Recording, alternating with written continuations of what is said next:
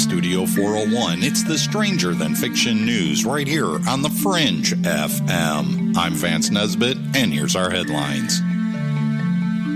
Pioneering paranormal researcher Lorraine Warren has passed away at the age of 92. A legendary figure in the world of the esoteric, she and her husband Ed, who passed away in 2006, formed the New England Society for Psychic Research in 1952. Together they investigated thousands of cases involving ghosts, demonic possessions, and poltergeist activity over the course of the next 6 decades. The Warrens' investigation into the strange and unusual served as an inspiration for a number of Hollywood hits, including the Amityville horror movies, and more recently and widely popular Conjuring and Annabelle series of films. Along the way, Ed and Lorraine also authored numerous books about their research and also founded the Museum of the Occult in their hometown of Monroe, Connecticut. Source: Tim Binnall. And the cursed Loch Ness home of occultist Aleister Crowley goes up for sale. The former home of one of the most notorious figures in the study of the occult and mystical has gone up for sale. The fire-ravaged ruins of Boleskine House, the one-time residence of Aleister Crowley, has been listed for sale for around $650,000. Source: Mysterious Universe. And the most credible UFO sightings and encounters in modern history. The modern era of UFO sightings began in 1947 when Kenneth Arnold, a businessman and pilot from Idaho, spotted what he believed was a formation of flying saucers near Mount Rainier in Washington. Encounters with unidentified flying objects have been recorded since ancient times, but Arnold's sighting hooked the American public. It was that encounter that launched thousands of theories. The U.S. military attempted to discredit Arnold's claims. The report can't even bear superficial examination, therefore must be disregarded. The Air Force Material Command wrote this in a now declassified document. As reported sightings increased and UFO obsession spread like wildfire, its flames fanned by notorious Roswell incident, the military attempted to douse the issue. A series of UFO studies commissioned by the U.S. Air Force culminated in Project Blue Book, which wrapped up back in 1969 and found no evidence of presence of extraterrestrial vehicles on Earth or in the skies above. Source: Newsweek. And let's just jump right into a fun fact. The main library at Indiana University sinks an inch a year. When it was designed, engineers failed to take into account the weight of all the books that would occupy the building. Thanks for listening to the Stranger Than Fiction News right here on the Fringe FM. Again, I'm Vance Nesbitt, news anchor and sorcerer.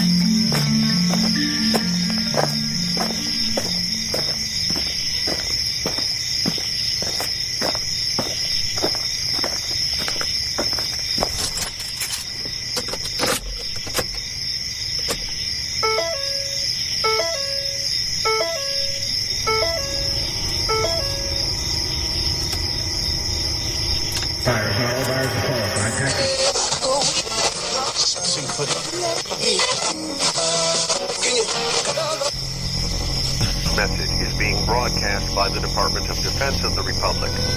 At 2 a.m. Eastern Standard Time, multiple unidentified objects were confirmed to have entered Earth's atmosphere. Discovery Houston, 20 seconds to LOS T-Drift. Roger, nice to be in orbit. The first message that comes to you is you are a divine being. You matter. You count. You come from realms of unimaginable power and light, and you will return to those realms. The vast stretches of the unknown and the unanswered and the unfinished still far outstrip our collective comprehension. 5, 4, 3, 2, 1. Broadcasting from Forest Tower Studios, all the way from the Deep South. Now, here is your host, Joe Root.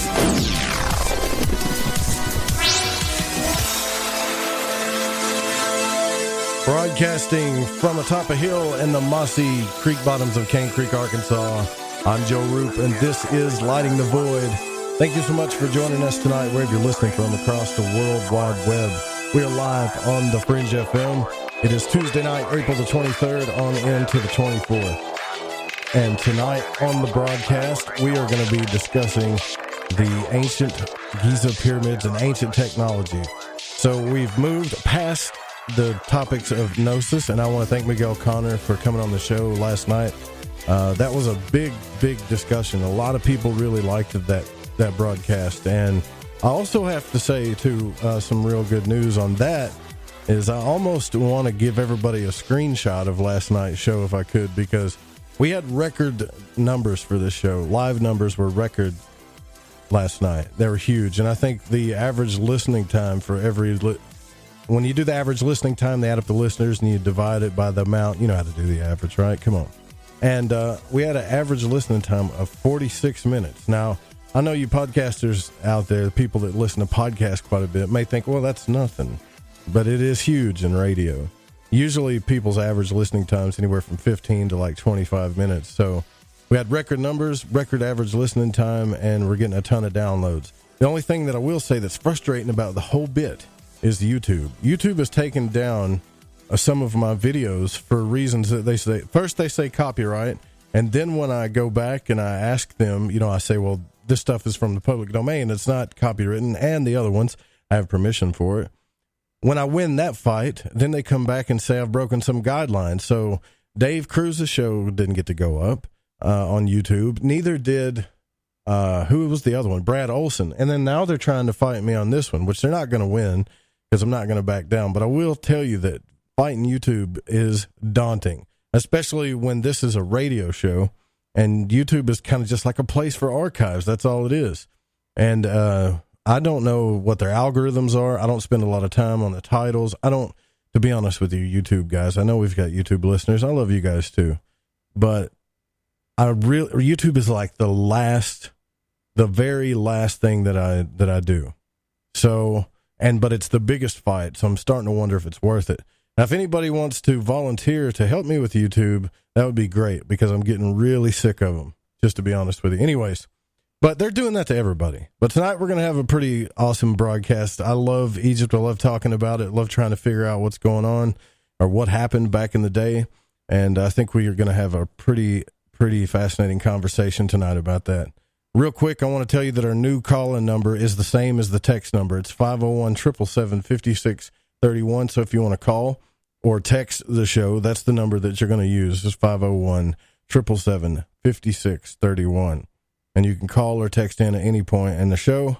Just be polite and be nice. We don't screen calls or anything. But if you're a meanie, or if you're a tool, or if you are a troll, meanie, tool, or troll, we will let you go. Sign up to the newsletter. It's free. We're going to get another one of those out where you get free stuff from us here at Lighting the Void. Also, support the show if you can. We could really use it right now. There's a donate button on the website. You can also buy a hat. Someone asked me about the hats, if they were fitted or stretch fit. I believe that they are the stretch fitted hats on the back, but if that's a problem, we can change that. Go download the Surfer Music app, surfr.fm, the Surfer Music app. And that's the one and only app that I use for music. And when you get through downloading and using it, I guarantee it's probably going to be the only one that you use too. For listening to radio, podcasting and stuff like that, a little bit different. The Get the Tea webinar is coming up this coming Monday. So for your chance to win free stuff from Ronnie and get an exclusive coupon from Get the Tea, make sure you sign up at getthetea.com. Sign up for that webinar, and follow us on social media, Twitter, Facebook, and YouTube.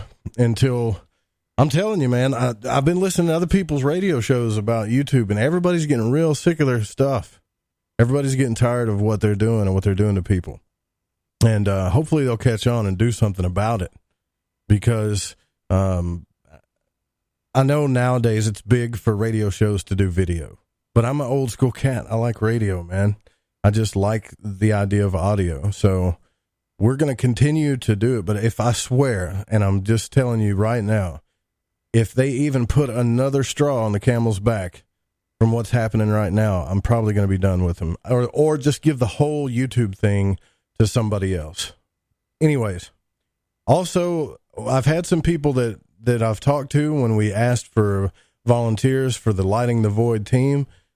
We had a lot of people that messaged and emailed the show that wanted to be volunteers to become a part of the team. And I think I've got my team picked, but you can still email if you would like. But I'm pretty sure I got them. I'm going to be talking to them this week. And so that's really going to help out the show when it comes to booking guests, the artwork, and all of the stuff that we do here. It's really going to help out. So things are going to be a changing for the better again around here. Head over to UFOseekers.com, backed and supported by the Fringe FM and Lighting the Void. Go to youtube.com/UFO Seekers, and their website is UFOseekers.com. If you have a sighting or you'd like to report an active area, give them a call at 661-UFO-7889. I don't know what I can reveal about their next video, but I do know that I'll just say this. Tim was in a place that I was once there out in the desert that gave me a scare. So I guarantee you their next video is going to be pretty freaking awesome. All right. Also, go get the Shoot the Moon video. Go check it out. Go watch it. It is probably one of the most mind-bending videos out there to date, other than Third Eye Spies. But that one was pretty good too. But this one you got to see. Jason Lindgren's video is out. Go check it out on Vimeo. It's Shoot the Moon. All right, let's get into this. Tonight, Stephen Myers is with us, the founder of a nonprofit organization called the Pharaoh's Pump Foundation, and that website is thepump.org. The foundation's purpose is the research and development of technologies used to build and operate the Great Pyramid as intended by the original builders. This foundation, headed by Mr. Myers, is conducting research and experimentation to help understand the mysteries of how the Great Pyramid was built and why. And their goal is to further the understanding and utilization of the ancient technology related to the Great Pyramid's construction and purpose. And that is at thepump.org. Thank you so much for coming on the program, Stephen. It's a real pleasure to have you here. Thank you so much for having me on your show. I really appreciate it. So, yeah, it is a great pleasure to have you here. So right off the bat, here's my thing. The ancient pyramids have been talked about as, everything from ancient aliens to ancient technology to biogeometry. All kinds of different subjects have been talked about this. There's all kinds of different theories about the pyramids. And I will say in all fairness that the most popular things that we hear about the pyramids is that they were built by aliens, or that it was some type of crazy thing that was built by something that we don't understand. And yet, when I look at what you're talking about here, maybe the pyramids had a real practical purpose that we don't understand. And that might not sound as fun to everybody, but do you ever get that? Do people ever ask you that? Like, are you just trying to take the cool and the fun out of the pyramids by saying it's a water pump? I do. I get a lot of people that say it can't be just a water pump because it has to point to stars, or it's imbued with all of this esoteric knowledge that people project into it, if you will, and they fiddle with the numbers and everything, and they'd rather do that instead of consider that the Great Pyramid was built to be a water pump. It's interesting that the largest structure in North America and most expensive structure ever built in North America up to that time was the Grand Coulee Dam in Washington State on the Columbia River. Largest structure in North America. All it did was make electrons go through a wire. Isn't that interesting? Huh. But it served a purpose. And we think the Great Pyramid had a single purpose, which is to make, to pump water, to elevate water, if you will. And that water probably had a whole host of uses, just like electricity does. Well, what about the tombs? Like, you don't think it was for ancient burials? The Grand Coulee Dam, yes. Somebody fell into the cement. So in 10,000 years from now, the Grand Coulee Dam will be crumbling, and then they'll see some dead guy in there, and you'll have one of those tin hats that are kind of corrugated, if you will, rounded, and then archaeologists from 10,000 years from now will say, "Oh, look, they buried that guy." But in pyramids in Egypt, certainly none of them have any original burial in them, and that includes the Great Pyramid. There's no real physical evidence that indicates a tomb. I mean, we all have the same direct physical evidence, all researchers and historians, and they all have different interpretations of that same direct physical evidence. But the Great Pyramid wasn't built to be a tomb. You know, it's funny that we're talking about this. I believe Robert Schoch is on another show right now as we speak, and I've spoken to Robert Schoch, and his whole thing was about the watering of the Sphinx, which that's what got him popular when he talked about that, how it was water erosion and not wind erosion. And then this theory that that whole valley was flooded with water at one time. Does that kind of add up with what your research is? Yeah, Robert Schoch, he's a tremendous guy. I've met him and talked to him as well. We were involved in a documentary that was produced. Both of us were in it, if you will. Nice. But yes, water on the Giza Plateau, and the water erosion on the Sphinx and the Sphinx enclosure indicates that the Sphinx, anyway, is much older than Egyptologists think it is. So that sets the age of the Sphinx much older than traditionally thought. So yeah, he's a tremendous guy, well educated and all of that. I can imagine though that you've been in some battles with some people, though, haven't you? Yeah. I contend that there's evidence for water associated with the Great Pyramid itself. Certainly, right. They were canals and harbors in the Giza Plateau area. The early Egyptologist Sir Flanders Petrie discovered what he called Nile earth, and which was sediment inside the Great Pyramid. Herodotus, the 5th century BC historian, described the Great Pyramid as being like a island surrounded by water. So we think that there has been water associated with the Great Pyramid and a profound link between the Great Pyramid and water. Yeah, I got to tell you, I'm just being honest with you here about this. I feel like, man, if what you're saying is true, and it very well could be true, what about all of the stuff, that Robert Bauval showed us, and the star alignments and all of these things that we really want to feel, we really want to, and I'm just being as honest as I can here. We really want to feel that there was something super ancient and super mystic about these structures. And I think anytime somebody comes along, and I'm not saying you're taken away from that at all, but I think anytime that gets challenged or threatened, that narrative, that people get upset. I can imagine that you might have been in some intellectual battles with people before on this. Certainly. Robert Bauval's ideas about the Great Pyramid being having a purpose of some symbolic purpose, to like the vents pointing to stars or various things like that, or the pyramids looking like the Milky Way, or any of that symbolism, is a popular idea right now.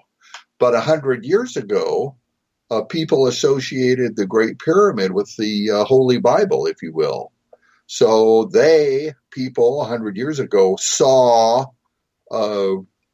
correlations between the Great Pyramid and the Bibles. The Bethlehem angle is one thing people can word search. And then if you fiddle with the angles and everything, supposedly the Great Pyramid predicts the birthplace of Jesus. And it does that quite precisely. The correlation is, but the question is, even when you deal with the Great Pyramid, it's okay to use valid research techniques.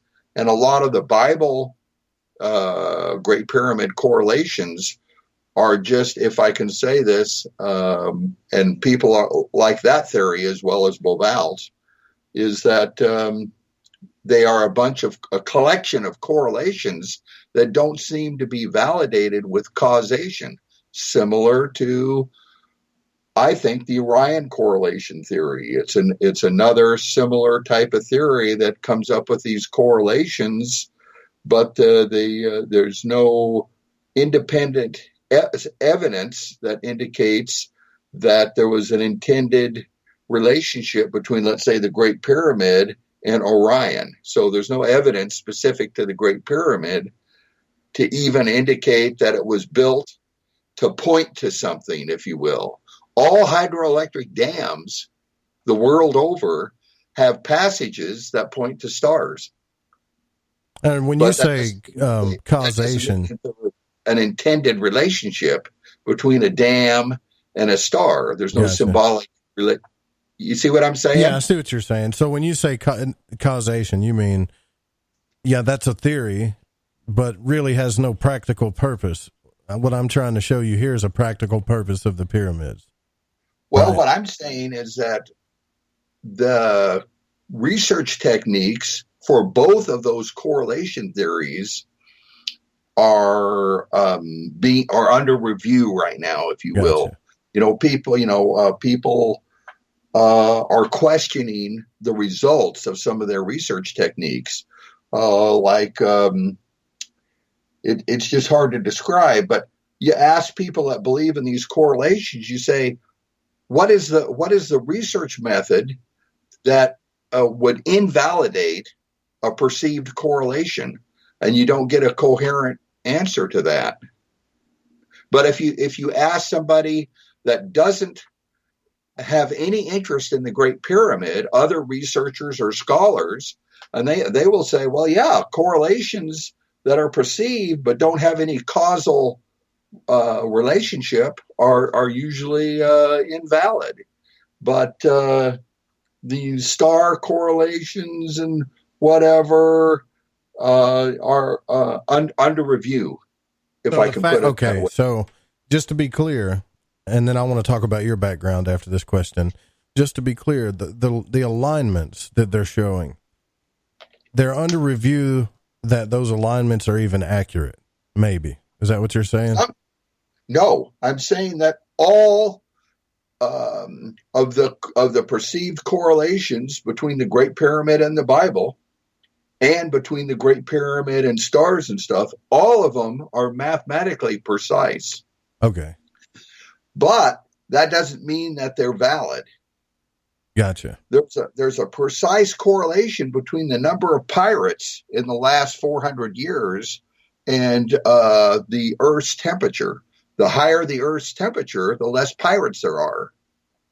Okay? I see what you're saying. That's a made-up correlation. There's no relationship between pirates and global warming, okay? But it is a classic correlation that is taught in colleges and in books about correlations that have no causation. The science of phrenology, the science that evaluated the bumps on people's heads and their relationship to character traits, that science was simply a collection of correlations. We've all seen the skull, with all the markings on it for different areas, different character traits. Yep. And the only problem is there is no causation for those perceived correlations. So, can a Great Pyramid correlation that is perceived or whatever, can it be invalid? And if it is, how is it invalidated? How are they valid? What validates a Great Pyramid correlation? And then you start talking about research techniques, and that's when things kind of get sticky. I got you. That's when you get into the nitty gritty of stuff. And speaking of which, tell me a little bit about yourself. This is the first time you and I have spoke together. There's some people have told me, look, if you're going to do a radio show and talk about how the pyramids aren't what everybody's been saying they are, that's death, right? That's what they say. That's death to the show or podcast or whatever. But my point here is to get to the truth, right? That's all I want. I just want to figure out what's going on. And with that, tell me a little bit about your background in this field. I appreciate what you're saying. Well, actually, other than this pyramid stuff, I'm a rather normal person. But my background is rather technical. I have the first class FCC. Well, it's called the commercial class now. Radio telephone license. Nice. I also am an amateur radio operator and have other degrees, certificates, that type of thing. It's quite technical. Even my hobbies are technical. I don't really golf or anything, but I collect antique gasoline engines, the old one-lungers. So I like period authentic technology, if you will. Sure. And always interested.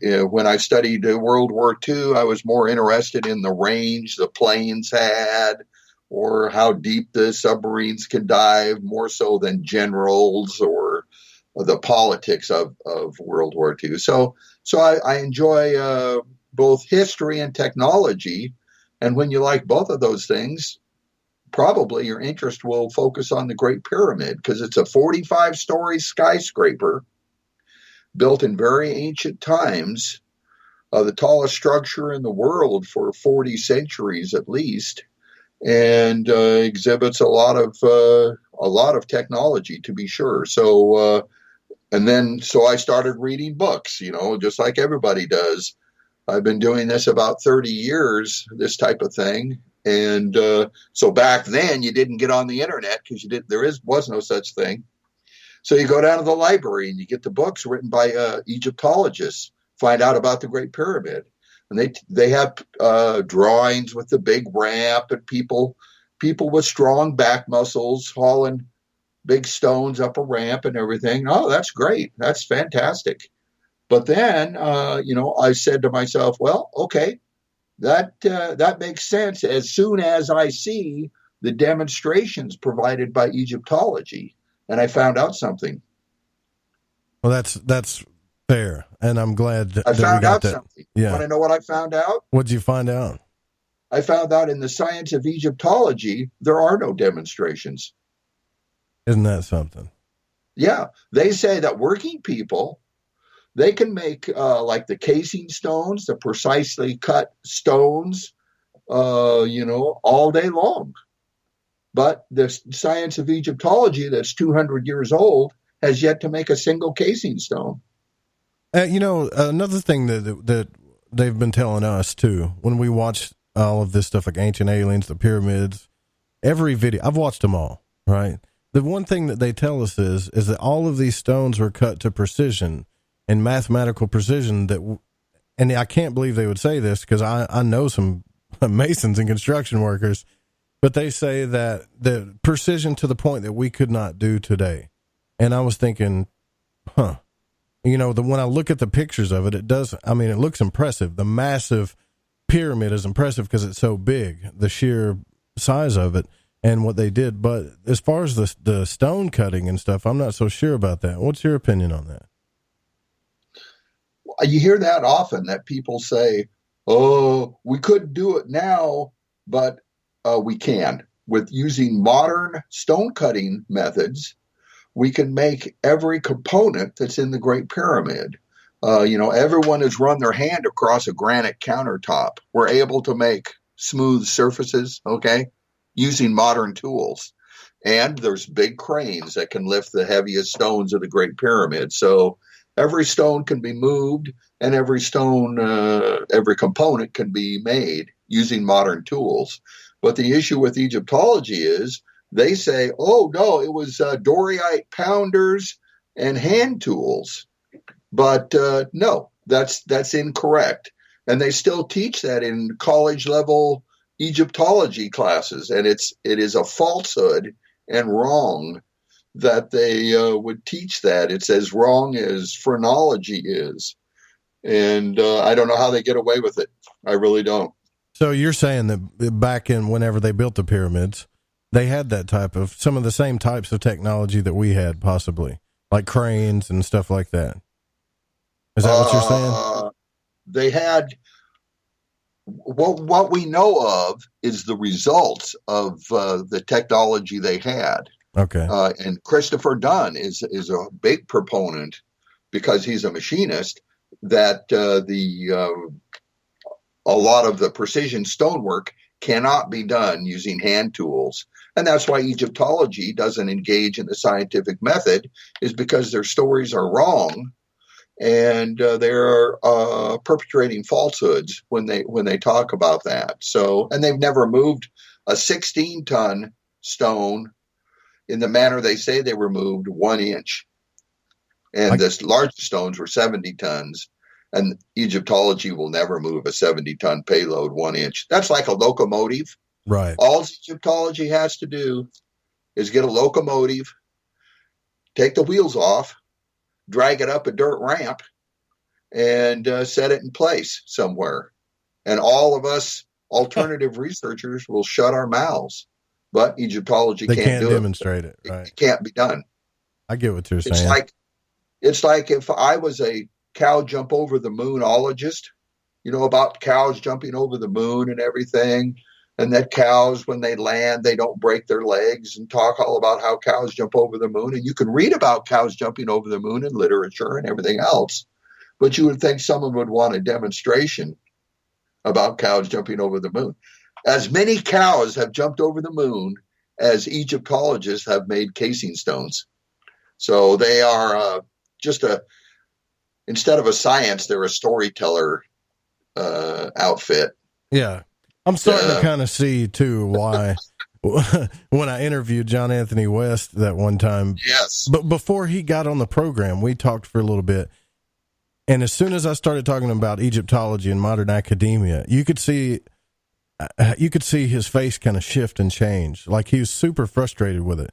And I felt that from him. We never really got into why, but the more people I talked to about this, the more I realized what he was really up against with this. Oh, yeah. Very entrenched. All sciences like math, physics, medicine, all sciences are progressing at a pretty good rate. But Egyptology is the same as it's been 150 years ago. Early Egyptologists were grave robbers. They would rob people's graves, in effect, and then sell the booty to museums. And they came across the Great Pyramid, and they said, well, that must be a big grave that we can go rob. It's like if you're a hammer, the world is a nail. And if you're a grave robber, you encounter the Great Pyramid, and you think, oh, man, I guess all the treasure was stolen in earlier times before us Egyptologists could steal it. Right. I do have like John Anthony West, I have a low appreciation of Egyptology. So, they are a science in crisis, if you will. I don't even know people past the 8th grade that's even looked into it that says that they agree with Egyptologists about the precision stone cutting with hand tools. That can't be done. So there are certainly some lost technologies associated with the Great Pyramid. And that's why my first book is titled Lost Technologies of the Great Pyramid. Right. Well, we're getting into it. This is exactly what I wanted to get into. And I'm glad we're having this conversation exactly the way that we are, so we can try to figure this out. We're going to get into the pump aspect and the technology aspect as well right after this when we come back with Stephen Myers. We'll be right back.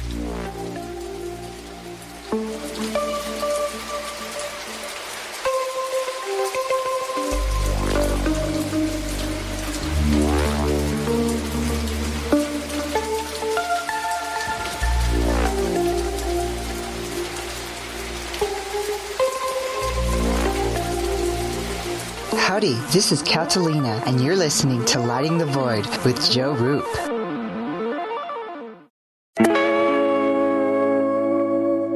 This is Crow 777, and you are listening to The Fringe FM.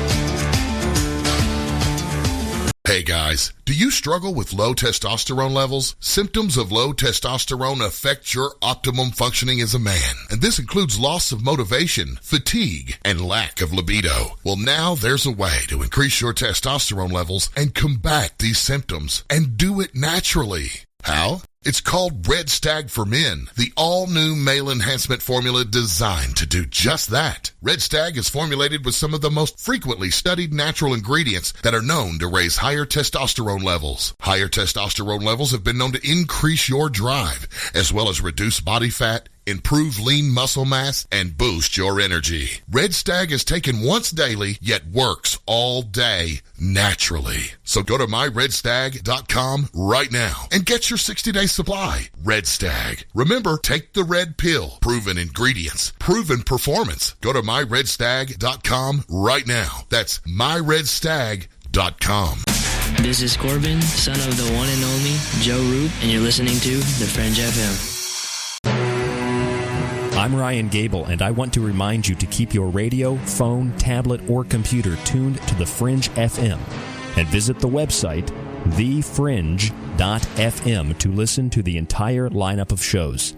You can also catch my broadcast, The Secret Teachings, Monday through Friday, beginning at 12 a.m. midnight U.S. Pacific Time, right here on The Fringe FM. Who were the real ancient Egyptians? What is it about ancient Egypt that captivates us all? The critically acclaimed series Magical Egypt is back with all new episodes. Let Chance Gardner and company take you on another adventure through Magical Egypt in the new series Magical Egypt 2. Magical Egypt 2 attempts a forensic reconstruction of the science of the ancients through a study of ancient aesthetics. Also, the best researchers and authors in the field like John Anthony West, Graham Hancock, Laird Scranton, Robert Bouval, Lon Duquette, Aaron Cheek, and more join together to explore the topics of the esoteric and the hidden messages of the ancient Egyptians. Just go to magicalegypt.com right now and put in the code word FRINGE and get 10% off any download or order, including the groundbreaking original Magical Egypt series, as well as the new episodes in Magical Egypt 2. Also, check out the great work and the companion series at magicalegypt.com. Click the banner on the Fringe FM or go to magicalegypt.com and use the code word FRINGE and get 10% off your order today while it lasts. Are you intrigued by Paranormal Talk Radio? You'll love the new Paranormal Radio app from TalkStream Live. You'll find a great selection of talk shows covering UFOs, ghosts, strange phenomena, and much more. Download the Paranormal Radio app now and start listening to the very best in paranormal talk entertainment, including the network you're listening to right now. The Paranormal Radio app, free in Google Play and the iOS App Store.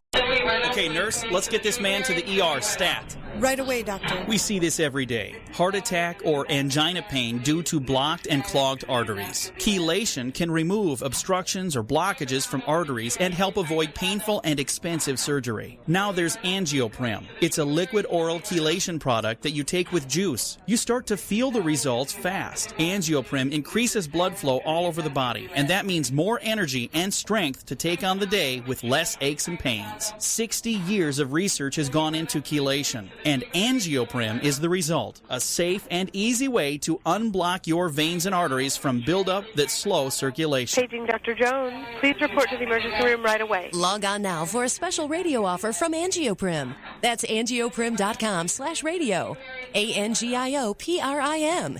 Angioprim.com/radio or call 877-882-7221. That's 877-882-7221.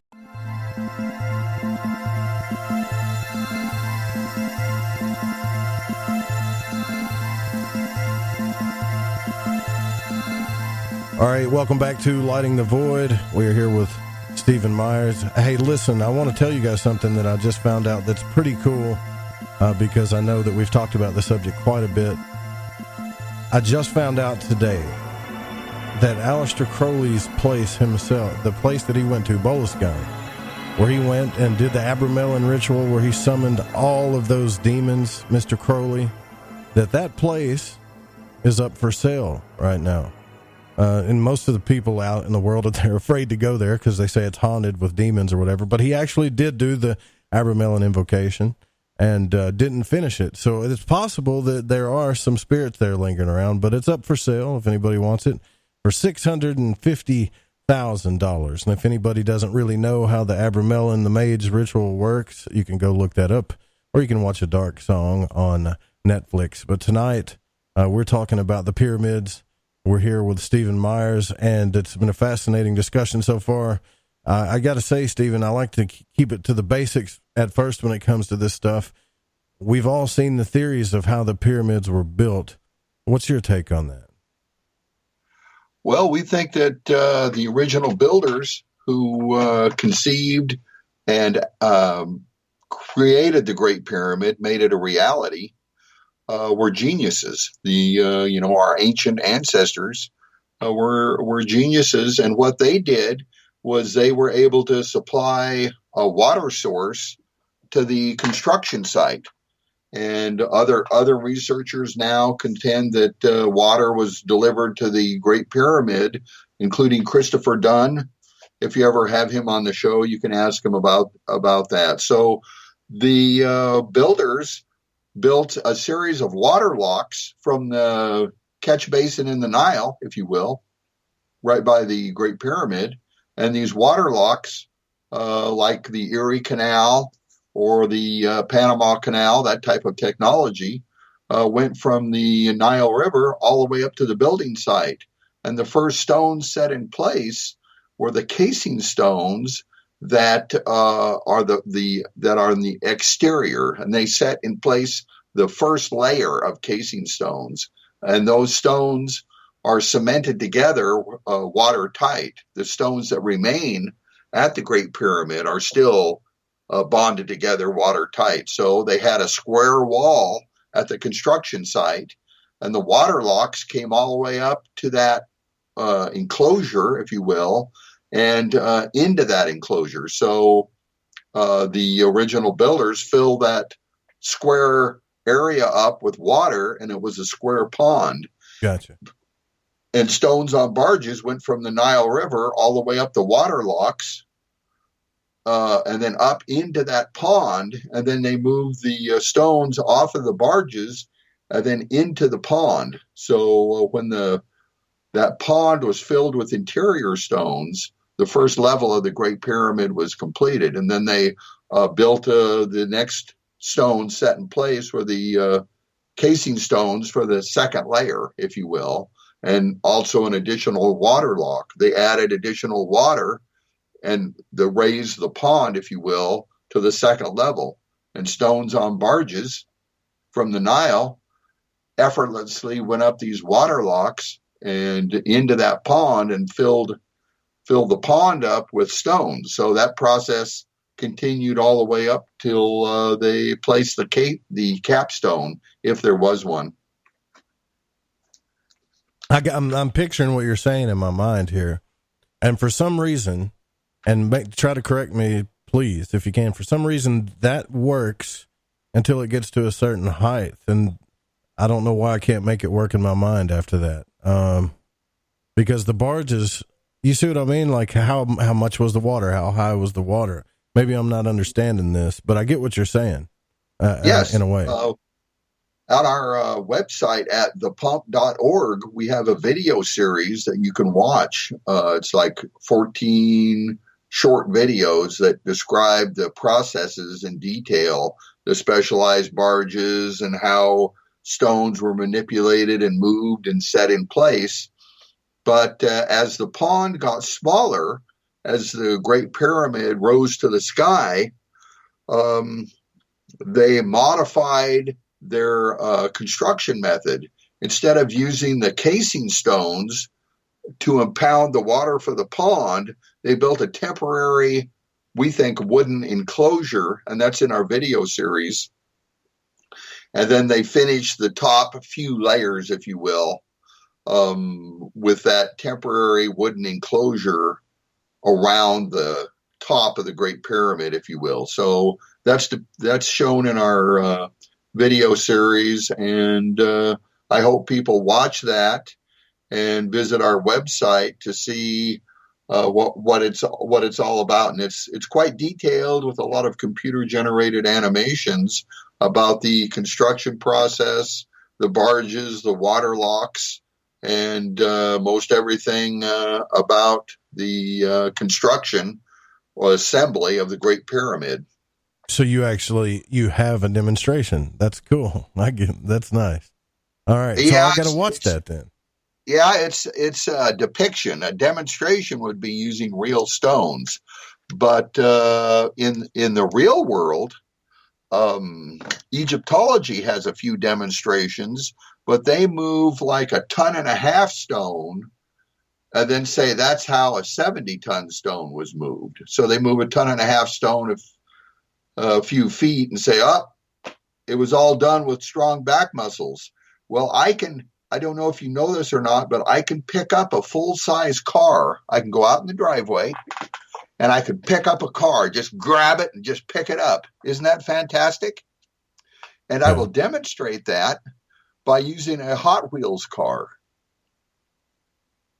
and picking it up. Yeah, I get what you're saying. Yeah. Right. So this issue of scale with what Egyptology comes up with invalidates their demonstrations, if you will. Okay. And yeah, I get what you're saying. Yeah, it is kind of funny. But that's the thing. That's my whole point, Stephen, is like once they get us with the star alignments and all of that stuff, and that's great. I'm not saying it's wrong. Look, guys, I'm just asking questions here. But what I am saying is that once they tell us that, do the majority, do the masses, for the most part, do they actually look into the research, how it was researched? How did they come up with this? What were their methods? Is it actually real, or are they just saying that? And I got to say, from my experience, most people don't. They just go with the story they're told because it's cool, you know? Yeah, most people do. 100 years ago, people would say, oh, yeah, look at all those correlations between the Great Pyramid and the Bible. Now people say, oh, yeah, look at all those correlations between the Great Pyramid and stars. Well, I'm even against the next Great Pyramid correlation theory. But people they're looking into the research techniques used in phrenology, used in Egyptology, used with the Ryan correlation theory. And they're discovering, a few things about the research techniques, if you will. I know that all of those theories, phrenology, the Ryan correlation theory, and pyramidology, which is the Bible Great Pyramid correlation theory, all of those theories present a very compelling narrative, if you will. Okay? But a compelling narrative isn't really valid research techniques necessarily. So people look at all of that and, questioning a lot of things, and that's okay to do. Yeah, I'm glad because, well, from my experience, they just take the story, right? They just say, okay, yeah, that's cool. But now, what you're saying is now there are actually people that are looking into this. Well, that's cool. So there is. Tell me about the water pump, because we haven't even asked you about that yet. How does that work? What's up with this water pump? Well, we think that the Great Pyramid cost a lot to build, a lot of resources, a lot of manpower, and obviously, being the largest structure on Earth for 40 centuries, still the more stone was moved to build the Great Pyramid than all the cathedrals in Europe. So it was a big project created at a big cost. Okay. And, that is pretty much undebatable. But we think that the original builders, instead of it being a cost, it was a wise investment. And that wise investment produced a huge return on investment. And that return of investment was that it changed the desert into a garden, and it changed poverty into prosperity, and it transformed toil into leisure. The Great Pyramid did all that. And it did that by being built to be a functioning machine, that it was infrastructure for the civilization that built it. And what that infrastructure did was that the Great Pyramid was a huge water pumping device. Gotcha. So have you heard about, and this is something that I've been asked in the chat room, that the pyramids are built on a large, it's a theory, that they were built on a large quartz deposit, and supposedly the weight of the pyramids created a piezoelectric reaction. Have you heard that theory? I have. And the Great Pyramid is still heavy, and it's still sitting on that rock. But, when I was there, I didn't get shocked by any piezoelectric current or anything. Gotcha, right. I've heard that. Younger people probably don't know, but a record, a long playing record, if you will, and you put the little needle down there, and when it rubs against the record, it makes a little bit of electricity, and then it goes into the stereo, and it's amplified by introducing more electricity, and then you can listen to your record. But the amount of electricity created by the little needle is very small, and the amount of electricity created by this piezoelectric effect with the granite or whatever is quite small. So I would call that a very small return on investment. It's not really doing anything in terms of any electrical whatever at this point in time. So now that's the battery theory, but I don't think that is accurate. Right. Yeah. That's the kinetic battery theory. I've heard of that. Yeah. So, okay. Interesting. So what other kinds what kinds of research does your organization focus on? Is it just this specific project, or do you do other things as well? We do a few other things that have taken a back burner, but primarily it's understanding how the construction project known as the Great Pyramid was assembled, and the technologies involved in that construction project, and the purpose that the Great Pyramid served for the original builders. But we also, the fundamental purpose of our nonprofit foundation is to redevelop these ancient technologies to be able to use them in our modern but very troubled world. So that's the purpose of our nonprofit foundation. So do you mean being able, so do you think that the Egyptians understood something that we don't today as far as technology goes? Oh, yeah. Yeah, they understood a lot of things, the builders of the Great Pyramid, but ancient peoples understood a lot of things that we're just only catching up to. Certainly in medicine, in South America, they would say, the witch doctor would say, here, if somebody had a headache, the witch doctor would say, here, take these 2 leaves and chew them up and come see me in the morning. Yeah. And the leaves contained what we call aspirin. Aspirin is actually a derivative of some of the stuff, it's made artificially now, but, right. They knew that. And then they did brain surgery in South America, a lot of terrapanning, if you will, and skulls provide evidence for that. And a lot of people survived that. And in ancient Egypt, they had, birth control. They did the cesarean sections. They had the Baghdad battery. They did electroplating. They had some sort of way to illuminate these passages that are brightly colored, if you will, with writing and all of that stuff. So they had a lot of unusual technologies that we can only imagine. But certainly they had the ability to cut stone with extreme precision on a very large scale. You could cut small things, little stones or jewelry or whatever.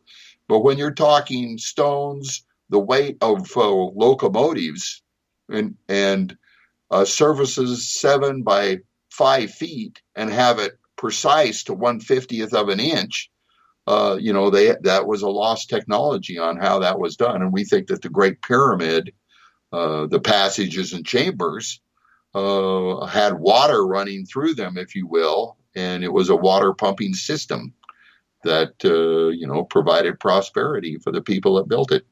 So it's basically just a water source, right?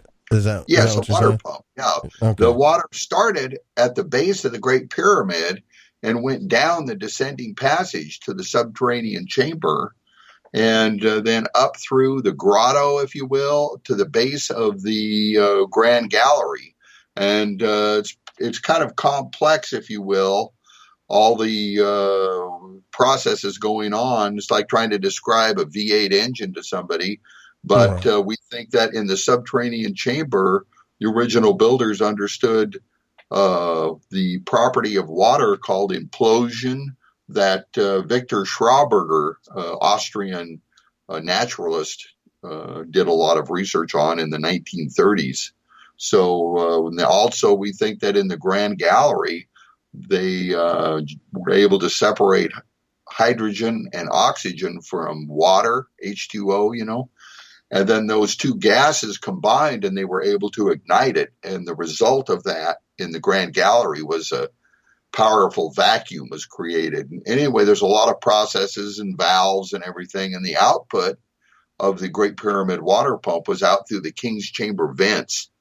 And then the top of the vents, we think, provided a pretty high head of water, if you will. But the water came back down to the base of the Great Pyramid through small vents like passages that were in the casing stones that are now gone. And then they were taken to their point of use, the water. So it was a ingenious and efficient and clean water pumping system that we want to redevelop that technology for modern times. You don't need a great big stone pyramid. You'd use PVC pipe, polypropylene containers, valves, and some custom fabrication. But that's what the foundation was established for, to do that. We have a facility here at our foundation's headquarters that we do some experimentation the best that we can. All right. I got a text in here from North Carolina area. It says, how long does Stephen think the pyramids was used as a pump, and why was it abandoned as a water pump? I'm not sure how long it operated, but it stopped operating. There was some sort of an expansive force inside the King's Chamber. All researchers acknowledge that the King's Chamber was expanded a little bit, if you will, and then that made that chamber so it's not air and water tight. Also, it broke the ceiling stones. That's the only internal damage that wasn't caused by the hands of mankind, if you will. 40 centuries of people inside there tearing things up. So we think that the coffer was part of a float system for that chamber, and that chamber became totally waterlogged when that float system malfunctioned. And that's probably when the corner of that coffer might have been broken off. We have a DVD documentary about how the Great Pyramid operated as a water pump. But ultimately, that damage was unrepairable in the King's Chamber, and then it didn't work anymore. Gotcha. All right. Tonight, we are talking about the Giza pyramids with Stephen Myers. This is something that I'm going to keep talking about on the show. We're going to keep looking into this. Sacred sites, ancient wisdom, ancient tech. It all goes back to the ancient mysteries. We'll be right back. I'm Joe Roop. This is Lighting the Void, live on the Fringe FM. Stay with us.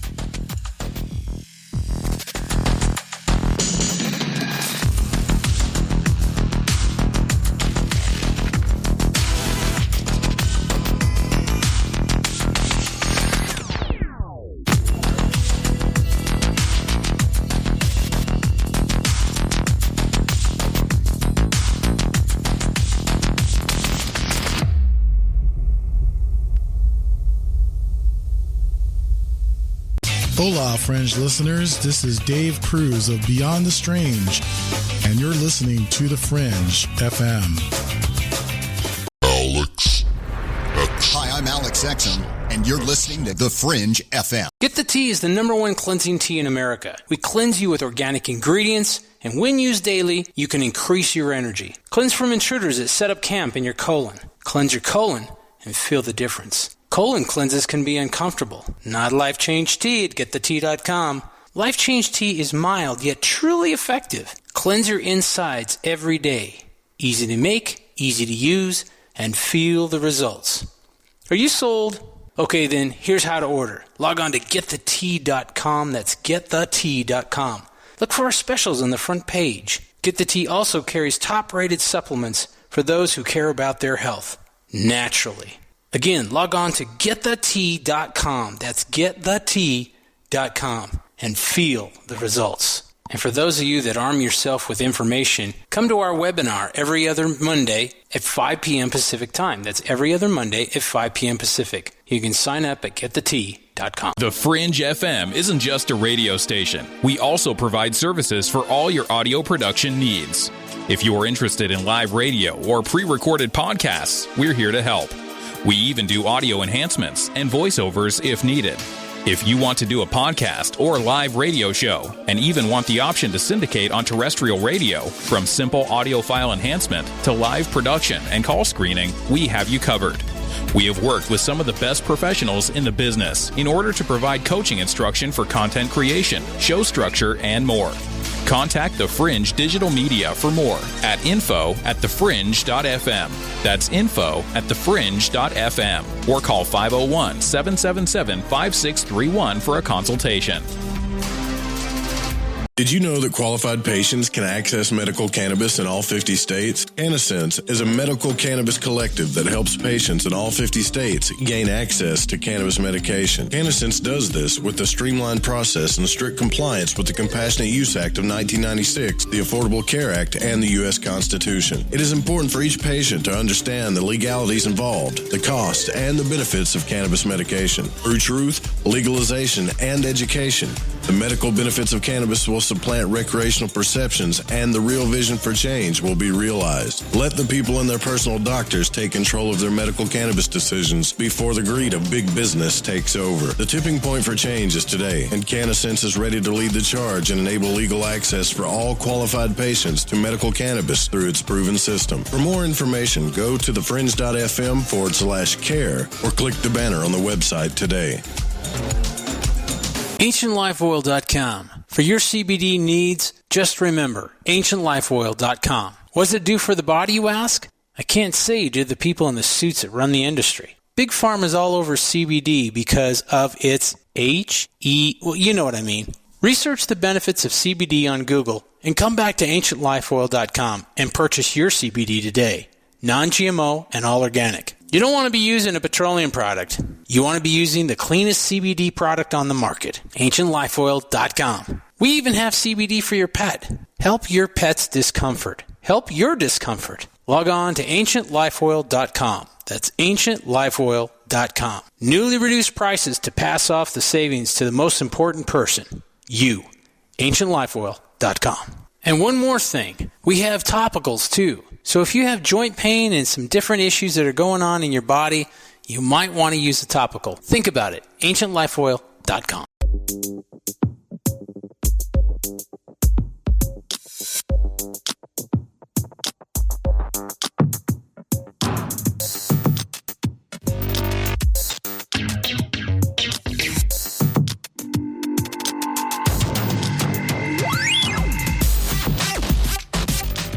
All right, welcome back to Lighting the Void. I'm your host, Joe Roop. Don't forget, after the broadcast tonight, The Secret Teachings with Ryan Gable will be on every single night. We have hours and hours of live programming here right for you on the Fringe FM. Also want to give a shout out to TalkStream Live and the Paranormal Radio app. We love all of your listeners over there. Tonight we're discussing the Giza Pyramids with Stephen Myers, and it's a whole different theory, not one that I'm used to on this show. I'm used to more spiritual things, more metaphysical things, more, I guess you would say, sensationalist type things, if you want to look at it that way. But to be honest with you, though, I'm more interested in what's true about it, the actual truth of what really happened. And I think we all are. And I like how no matter what question I ask you, Stephen, you fire right back. And so I can tell you've done this a time or two on a few radio shows, haven't you? I have. The interest has been very high, and certainly it's a passion of mine, obviously. But yeah, ask any question you want. All right. Well, what about the other pyramids? Not just the big one. Were all the other pyramids, the smaller ones, were they water pumps too? Well, certainly the focus of my research is the Great Pyramid, about it being a water pump. But I don't think that any of the other pyramids on the Giza Plateau were constructed in the exact same manner that the Great Pyramid was. So, a lot of people say, well, what about pyramids in South America, or what about this? And there's a pyramid in Las Vegas and one at the Louvre and all of this. But all pyramids around the world are built differently, if you will. Some are made out of stone rubble. Some are made out of sun-baked mud bricks.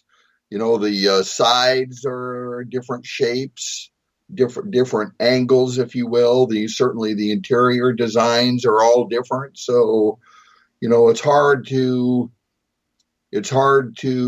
bunch them all together and have some sort of a blanket response that they're either all one thing or none of them are one thing. But I'm specifically talking about the ones around the Giza pyramid. Yeah, but my research isn't about whether or not the other pyramids are water pumps. My research is about the Great Pyramid being a water pump. But no, the other ones certainly have different designs and possibly different purposes. So,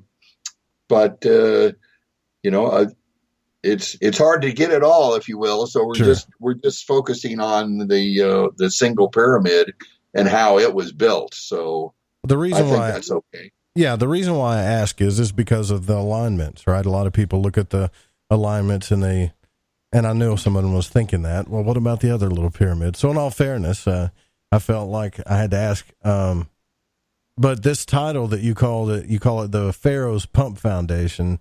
Is the Pharaoh have any reason for that, or is that just what you've titled it, the Pharaoh's Pump Foundation?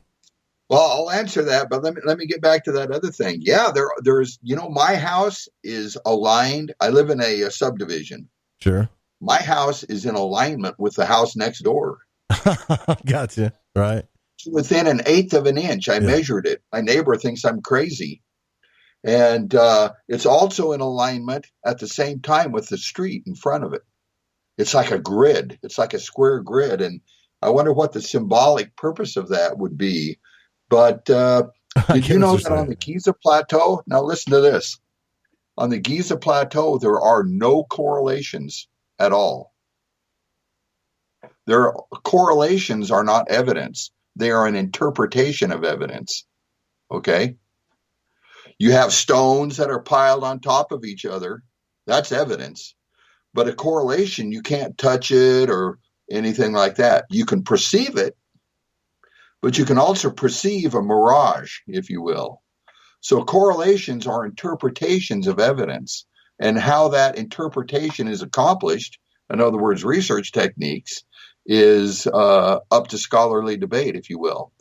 And there are such a thing as low quality research techniques, and there are high quality research techniques. So, invalid research methods and also valid. So that's what's being discussed about these correlations that people make up all the time. I mean, they're like that Star Trek episode, the Trouble with Trivets or whatever, when they just keep popping up, and these correlations keep coming up, and they come up with data points between the Great Pyramid and anything on Earth. And then if the numbers match up or whatever, they say, oh, Shazam, it's a correlation. But it doesn't work that way in the real world. Yeah, I've seen that too with secret societies and stuff where they put maps together and they just start putting every little thing together on that. I know exactly what you're talking about. Well, another thing that they do is there's like a cross section of the Great Pyramid. They'll have an image and then they'll start drawing stuff on it in circles. triangles, and then something points to something, and then they superimpose other pictures, like the pineal gland in the brain on the Great Pyramid or whatever. And it's certainly a comparison of two things, but that they have to be they have to have a causal relationship, which hasn't been established. So they say in the realm of legitimate academic research, they say that you can have a correlation, but it doesn't even imply a causation, or it doesn't even imply that it's valid. So there is such a thing as a valid correlation, and there is such a thing as an invalid correlation. And the distinction between the two is based on the research techniques being used. So correlations are not self-evident, if you will, because the people that believe in the Great Pyramid Bible correlation say, oh, there they are, I can see them, and it's from the hand of God. The Great Pyramid is Bible prophecy in stone and all of that. So just people are, my experience is there's kind of an awakening to study the method that these correlations came up with. Looks like we got a text in from the Phoenix area and is asking, do you think that the Egyptians were some kind of cargo cult? I do. Actually, I do. A lot of people aren't familiar with that term. And during World War II, when Americans would go to these isolated islands in the South Pacific, they would come with all of their cargo. They would have food in a can. They would have radios and airplanes and comic books and all of that. And then the indigenous people who didn't know the whole picture would say that, that it's, these are the gods, if you will. Right. And they're bringing all this stuff. And then these cargo cults develop, and they are actually a growing religion right now. If you study cargo cults, and they have their little shrines with the American flag that they worship. And they also have like airplanes that are made out of palm branches and like little crates that have knobs for radios and stuff. And they try to bring back the gods with all of the blessings of their cargo. And some people think that the Egyptians were a type of cargo cult, if you will. Imagine this scenario. The Great Pyramid was built pre-catastrophe, much older than traditional Egyptologists say. And then the Great Pyramid either broke or there was a catastrophe, either the biblical flood or an asteroid or a civilization fell because of corruption or disease or whatever. So then the new civilization rose up, the Egyptian civilization, that sees this pyramid. So then an early pharaoh claims credit for it. And that's the way it works in politics. If the economy's good, the president will take credit for it, irregardless of what you know what I'm saying? Yes. So the pharaoh, let's say, whoever says, oh, that pyramid, yeah, I'm responsible for that, or that's mine, or it represents me, or whatever. And then other smaller pyramids that aren't made with not even near the precision or craftsmanship are built for ceremonial purposes. Other pyramids could have been used even for like even a tomb or whatever. The Great Pyramid doesn't seem to be like a tomb with many chambers, and the pharaoh only had one carcass. So, and then later the pyramids got smaller and less precise because they're not machines; they're just ceremonial, or that just like a status symbol, if you will. And then that civilization fell, if you will. So that's one scenario that indicates the Egyptians are kind of a cargo cult and the cargo, or if you will, the prosperity was brought in by this earlier civilization. I got to tell you, Stephen, this is hurting me a little bit. This is hurting my spiritual woo-woo pride just a little bit. And it's good. I think that we all need to look at these things sometimes. We get caught up into all the theories of ancient aliens and alignments and stuff, and we look past practical things. And if you really care about the truth and not just being validated on whatever your spiritual or superstitious belief is, you got to look at these things. And this is a fascinating conversation. I've never really looked into it this deep, and I'm glad that we're discussing this, actually. I appreciate that. My research can be divided into two main parts: how the Great Pyramid was assembled, and then why they did it, or what the Great Pyramid did. And people that are into correlations and all of that don't even address how the Great Pyramid was assembled. And irregardless of the purpose of the Great Pyramid, it was still built, in the real world. Right. So it's a fascinating subject, and it lends, a glimpse into how it was done, and its purpose is kind of related, water, if you will.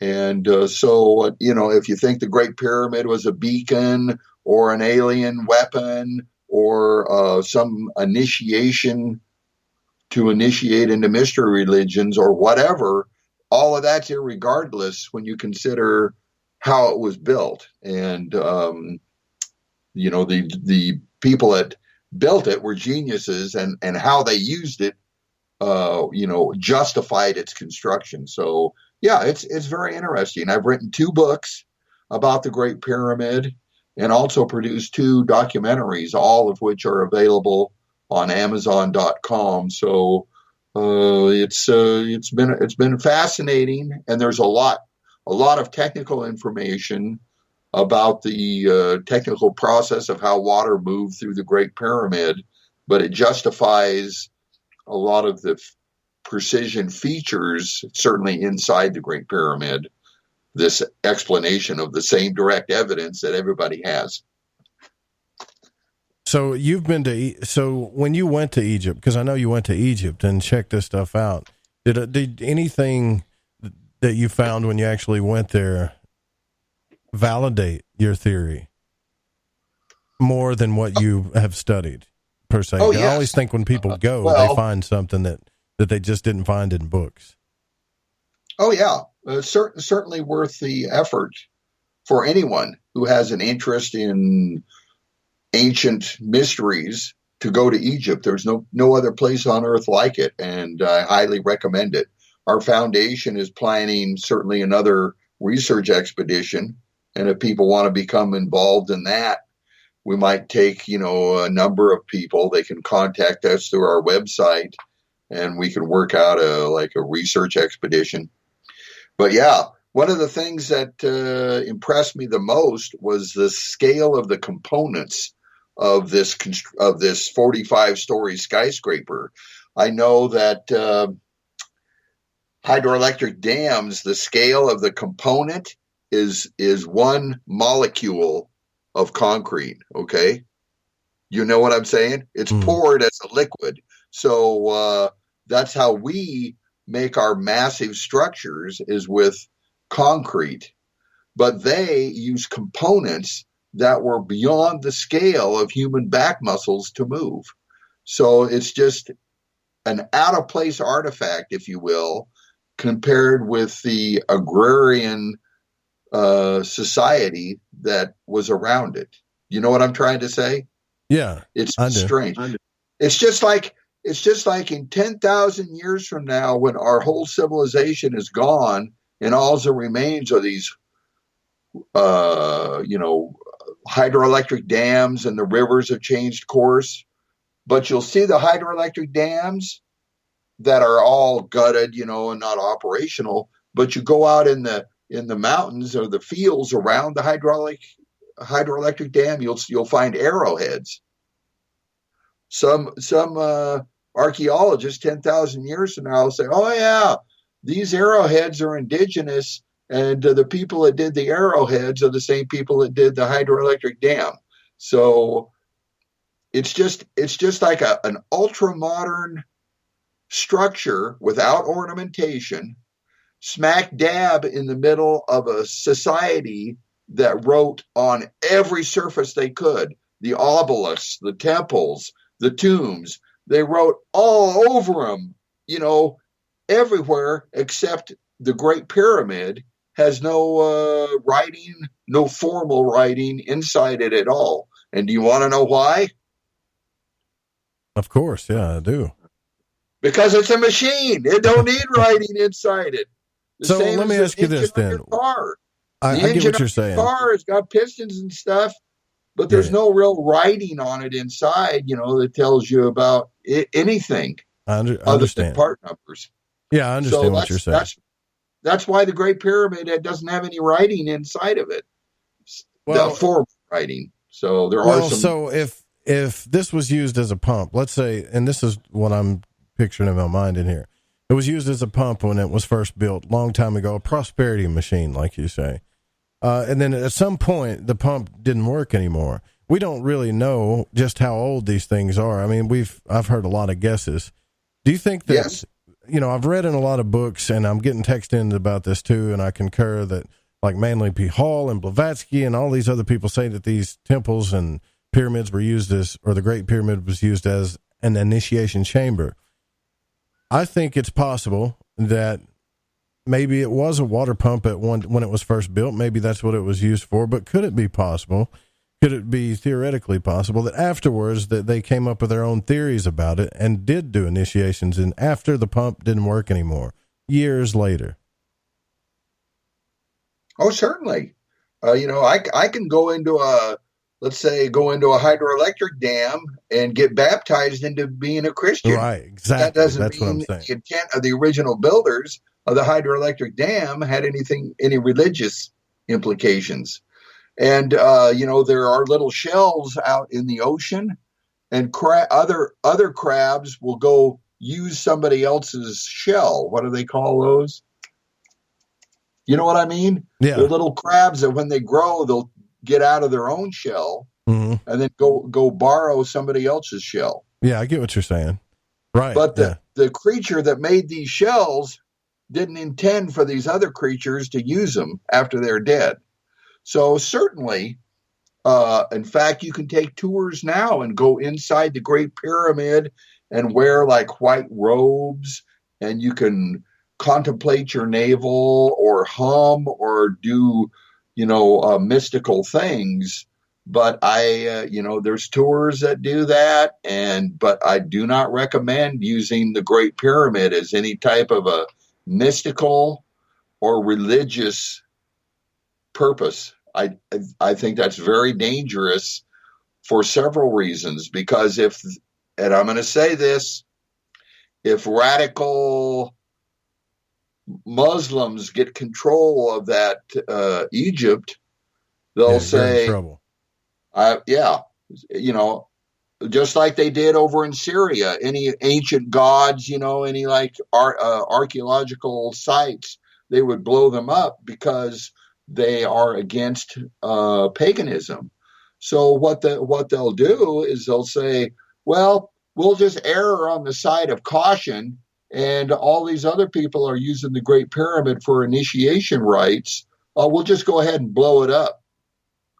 And but if people say, or if these people that may or may not take over Egypt, who knows, say, oh yeah, that's just infrastructure that they used a long time ago. There's no use blowing it up. We'll save our explosives for something else.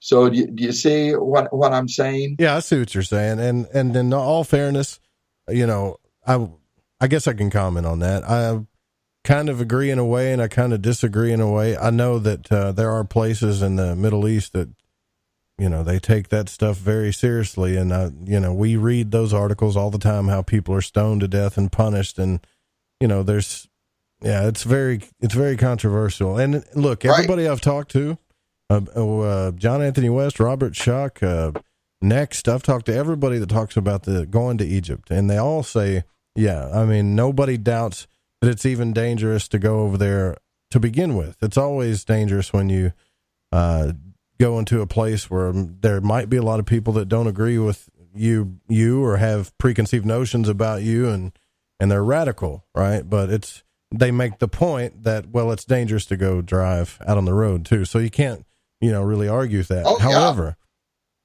doing rituals and stuff like that, I know that there are people that theorize that there are already people that do that now and secretly, and we just don't know about it. I kind of find that hard to believe, maybe. I don't know, because it's so heavily guarded. Was it heavily guarded when you went? Absolutely. When I went, they had a half track, wasn't 100 yards from the Great Pyramid, a half track with a big machine gun on it, a guard at each side of the Great Pyramid, and probably other security that wasn't so obvious. And, but yeah, there was certainly some security. But I tell people that, it's just like any big city, but I've been to dangerous areas, even like Chicago. Right. Yeah. But Egypt, they've been accommodating tourists for millennia, for 45 centuries. They accommodated tourists. Herodotus was in effect a tourist that just happened to write things down. And they accommodate people. If you ever get a chance, go. Everything is cheap over there. I had a 25-minute cab ride, me and several other people I was with, $5. Wow. And the hotel within walking distance of the Great Pyramid was like a 2-room suite with French provincial furniture and a marble bathroom and everything, $60 a night. And I probably overpaid. The meals are cheap. We went to a fancy restaurant with, the waiters would bring our food all at the same time, and all highfalutin and everything. And it was like $12 or something. So yeah, if you can get to Egypt, your money will go far. The trinkets and all of that are cheap, the T-shirts and everything. And it's fun, just the sights and the sounds. So I'm anxious to go back, and hopefully it'll work out in the near future. So there's no other place on earth like it. I think visiting Egypt is pretty much on everybody's list. I don't want to say bucket list, because last time I said that, people are like, well, I'm not dying. You know what I mean? It's on everybody's list. It is. Now, there was white powder, and Ryan Gable is messaging into the show and is just asking, there was white powder supposedly found on the inside of the chamber, on the inside of, I believe, the King's Chamber. And he wants to know, did that possibly play a significant role in the pump, or would that have anything to do with it? There have been some deposits on the walls inside the Great Pyramid, the Grand Gallery, the Queen's Chamber most notably, but also in the King's Chamber. And those, I think this is what he might be referring to, but those deposits on the walls are referred to as salts. So you could just word search Great Pyramid and salts. And we think those were deposits from the water and the electrolysis process that occurred inside the Great Pyramid. The source water is like Nile River, if you will, mm-hmm. or from Lake Maurice, but that's supplied by the Nile River. But that water is heavily concentrations of silt, if I can say that. So there was silts and other processes leached, these salts on the walls. So hopefully that's what he's talking about. But we think that is an evidence for the profound link between water and the Great Pyramid, those salts. All of that has been removed in various cleaning processes. And my understanding is there's no sample of those salts available to be tested. So it's funny how things change. Right. Well, I tell you what I want to do when we come back, we're at the halfway point. I want to talk about this prosperity machine, get into a little bit more of what it implies that if it was a water pump and maybe what we can do with that. We'll be right back with Stephen Myers. Don't go anywhere.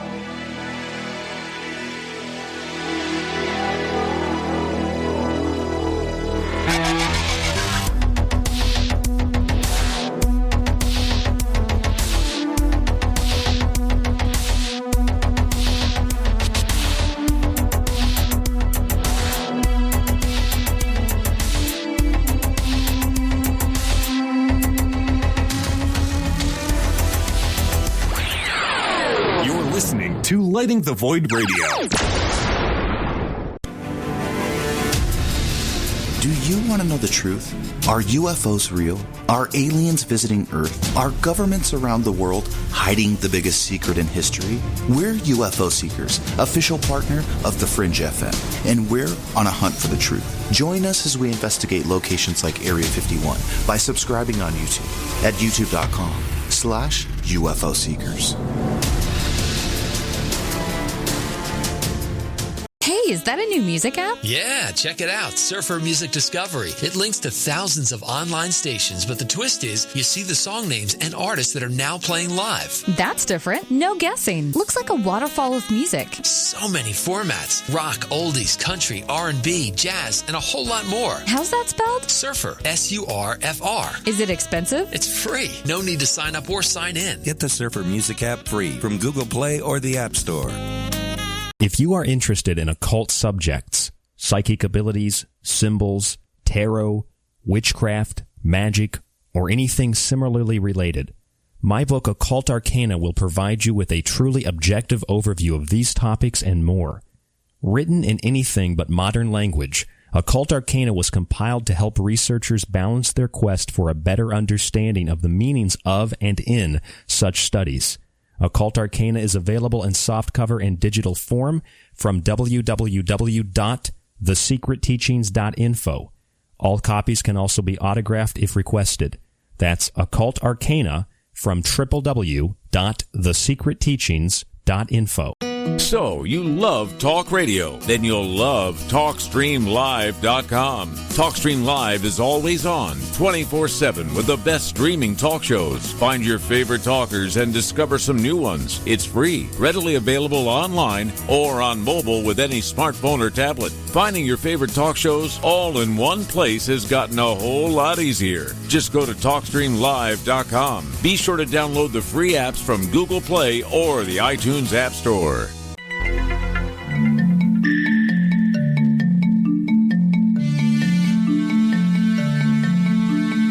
From Studio 401, it's the Stranger Than Fiction News right here on The Fringe FM. I'm Vance Nesbitt, and here's our headlines.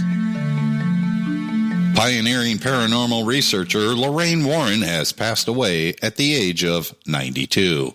A legendary figure in the world of the esoteric, she and her husband Ed, who passed away in 2006, formed the New England Society for Psychic Research in 1952.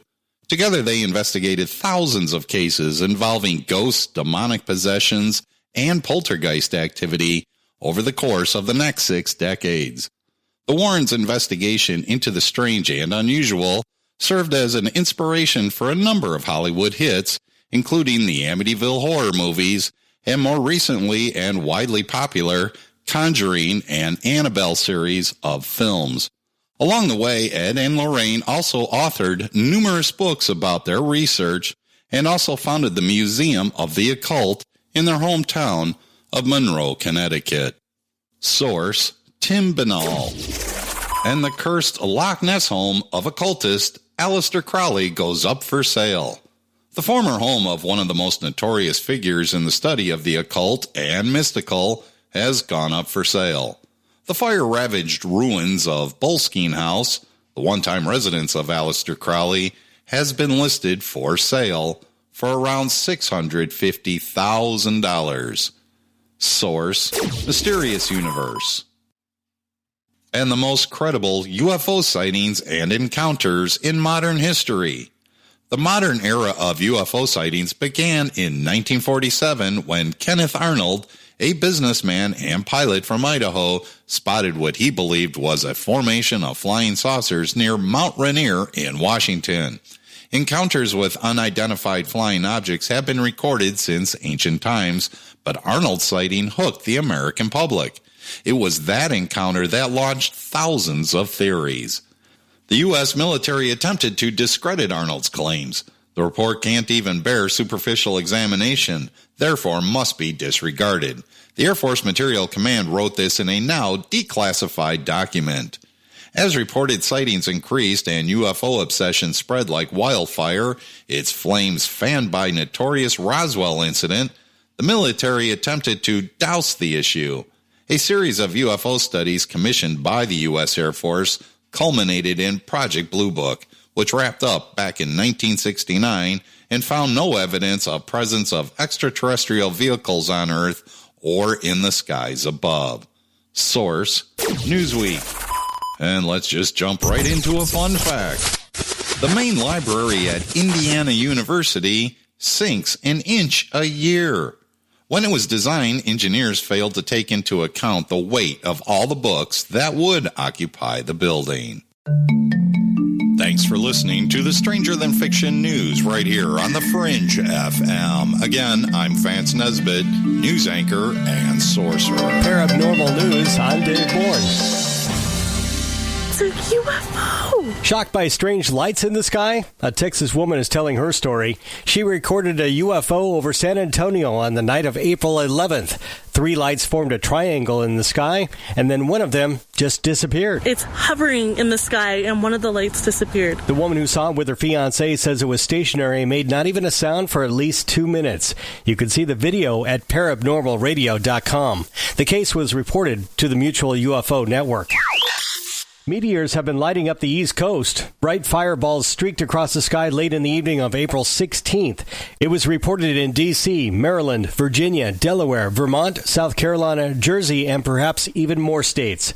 The American Meteor Society tracked 360 reports. They say it traveled from north to south and plunged into the Atlantic Ocean in front of Bethany Beach, Delaware. This could have been from the annual Lyrid meteor shower, but that hasn't been confirmed. A fireball also blazed through the night skies of Puerto Rico before the sunrise on April 9th before burning up in the atmosphere. At least 4 dozen people saw it from the U.S. Connect with the news at paranormalradio.com. I'm Dave Bourne in for John Jeter, Paranormal News.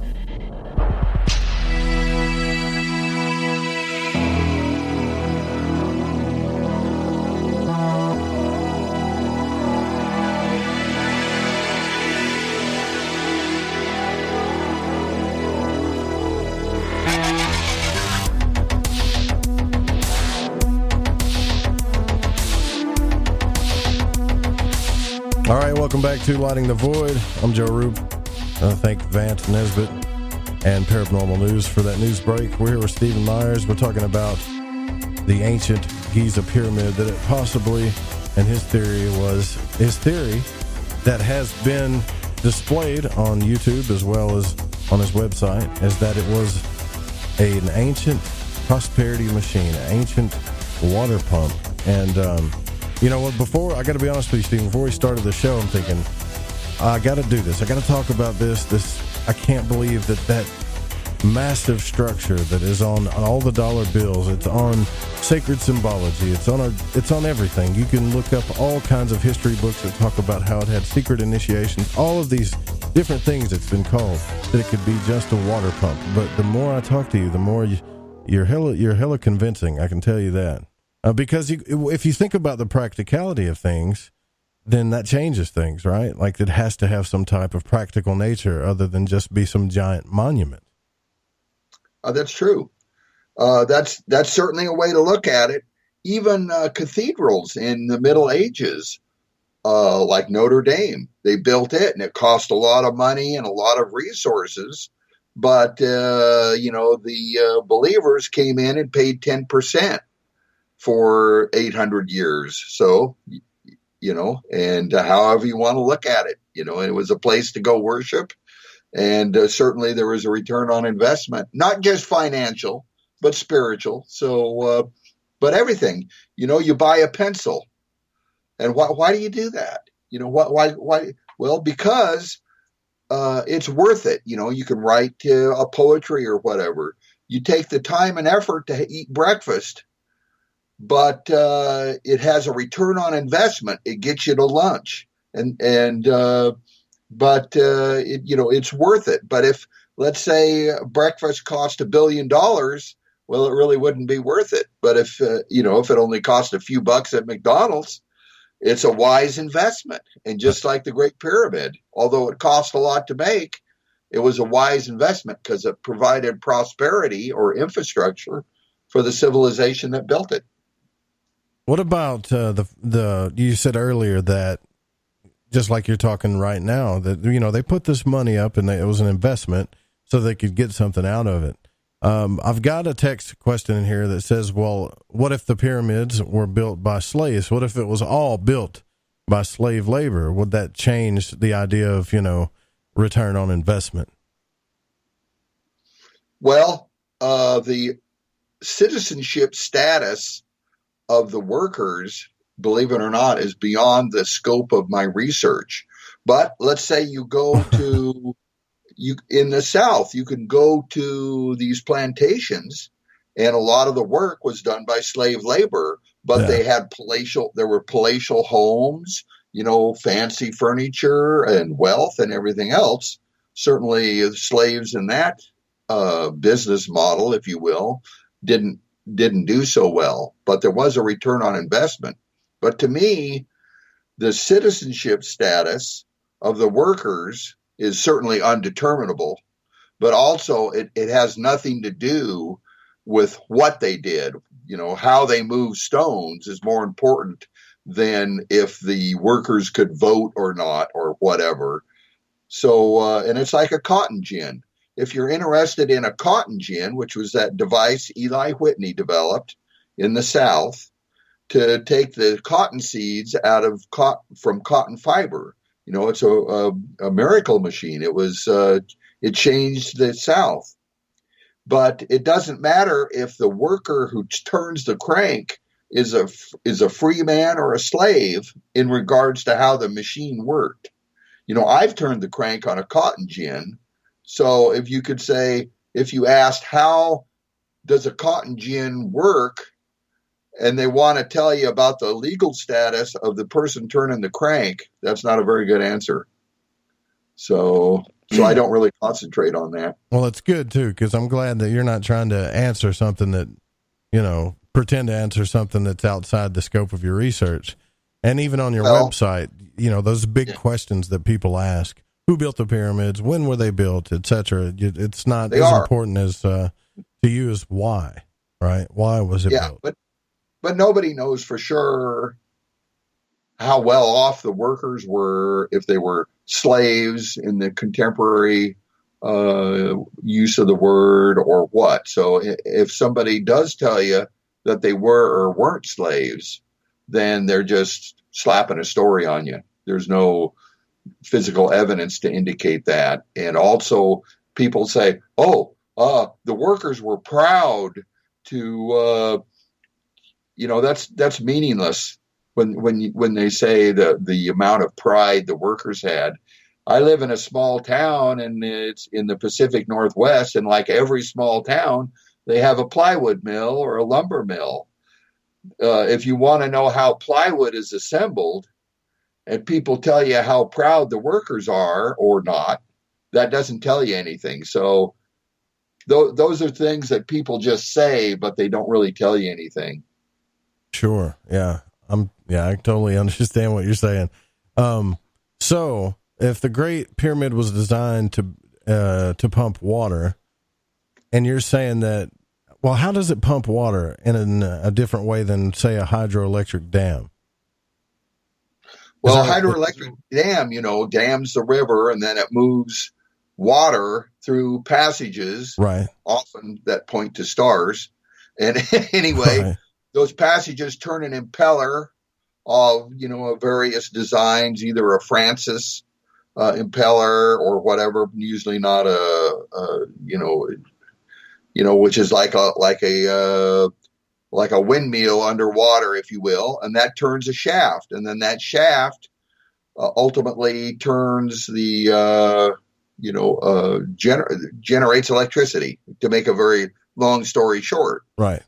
And usually alternating current that was developed by Nikola Tesla. But the Great Pyramid water pump doesn't have a big shaft, and it doesn't dam the river. It uses the kinetic energy of water, and also it uses implosion deep below the Great Pyramid in the subterranean chamber. Some people liken that lower pump to be like a hydraulic ram water pump that was designed in modern times, but hydraulic ram water pumps that you can look up all require a drain, and the water that goes through the pump, over 80% of it is not pumped at all. It's just wasted. It goes out what they call the waste valve, and that kinetic energy of moving water moves less than 20% up. So that's why you don't see hydraulic ram water pumps, is because they're very wasteful of the water resource. But we think the water in the subterranean chamber was caused to move in a vortex, if you will, a whirlpool, and that used the property of water called implosion that you can look up as well, and moved water up into the grand gallery through the grotto. And there were some valves and other things that some are missing and some aren't. And then in the grand gallery, we think that they had electrolysis plates and caused the water in the grand gallery to be separated into hydrogen and oxygen. And those two gases are quite volatile when they're mixed together, and they were ignited. And what that did was ultimately create a vacuum. There's no steam engine or anything like that. So a powerful vacuum above the water in the grand gallery lifted that water up, and it was like a massive 300-ton water piston, if you will. And then that vacuum was broken, if you will, near the Greaves chamber up there above the King's chamber. There was a valve that opened, and then that released the vacuum, and this 300-pound water piston moved down, and it caused water to move through the horizontal passage to the Queen's chamber, and that adding additional water in that chamber caused the upper half of that chamber, which is filled with air, to compress that air. And valves opened and closed, and then ultimately water went up to the King's chamber, and then out the King's chamber vents, and then back down through the casing stones to the point of use. That's all quite visual. In my second book, called The Great Pyramid Prosperity Machine, and my second DVD documentary called The Great Pyramid Water Pump, described that process in great detail. So it's hope people can follow what I was trying to say. Yeah. I think for the most part we can. Water. Other researchers believe water came to the Great Pyramid, including Christopher Dunn, and in fact down the descending passage. He and I agree on that. We certainly don't agree on every detail, but on those two details, we're in full agreement about water entering the upper end of the descending passage. Sure. So are you saying that that seems to me that if we used water pumps like this now, currently, that we would probably have better sources of water that we could actually, that would be cheaper to build, am I right about that? Because after you're telling me all this, it makes me think, we do a lot as far as what goes into our water supplies and what we have to do overseas and all this other stuff. This probably would actually help us a lot. We need to get somebody behind this thing, huh? I wish we could. Yes, I think it's if we use the technology and then use modern materials like polypropylene containers and PVC pipe, valves and whatever, and make, it doesn't need a pyramid shape as such, but it would decentralize certainly the production of electricity, just like windmills and solar power decentralize the production of electricity. Instead of having a nuclear power plant that generates electricity to run an irrigation system, people could generate the electricity with this pumped water and either have a remote pump somewhere or just generate their own electricity. And that would be a purpose of the pumped water. So, there's hopefully we can get some funding. It's been a struggle. People like you and a lot of other people think the direction of the research is compelling, but to get proper funding has been elusive to this date. Maybe like Amazon, the guy that runs Amazon, or the people that run Google or whatever will consider funding such a thing, or even grassroots. We've had a lot of donations from regular people who have helped with a whole bunch of stuff. Our website, some materials, some equipment and tooling. So it's, we're making progress every day. If you look into, I think angel investing, that would help you too, because there's a lot of philanthropists. I mean, and I'm not playing when I say this. Literally right now, I was reading something earlier, Stephen, about how they were out in the desert doing kind of this eyes wide shut / Burning Man thing, but it has to do with terraforming Mars and going into space. So all these super intelligent rich people are getting together out in the desert. I think it's called beta space or something, having parties about how they're all going to spend their money trying to terraform stuff on different planets when we got problems right here, Right. Yeah. There's things like that. There's Burning Man, which is not too far from where I live. It's a couple states away, and a lot of alternative people go there, but it's like $750 a person to go to it. So no, what I'm talking about is there was a real, it's not Burning Man. It's like Burning Man. I mean, what I'm saying is these guys get together out there, people from NASA engineers. I was going to talk about this in a different show, but I'll tell you about it. SpaceX engineers, people that are smart with a lot of money, and their whole idea is to terraform the moon, Mars, stuff like that. They're having, I guess you could say, ceremonial type things in the desert where they even do cosplay, and they get together and celebrate their new ideas and all their money. And yet my whole point of that is I'm not saying that's a waste of money, but we've got our own problems here. So if you built one of these structures, one of these water pumps, that might actually help. I mean, think about if we had one in each big city, right? That would actually give us cleaner water, more disease-free water. I mean, isn't that what Vortex water does? It cleans the water better? Yes, they say that, but it also, again, decentralizes the production of electricity, and it would not have the environmental impact that nuclear power plants, coal or oil-fired power plants, or even hydroelectric dams have adverse environmental impact. So there's a lot of advantages to it. We think that it would help make marginal farmland more productive, and also be useful in third world countries where people don't have clean water to drink and can't afford expensively machined water pumps from the West, and then expensive carbon-based fuels from the East to irrigate their land.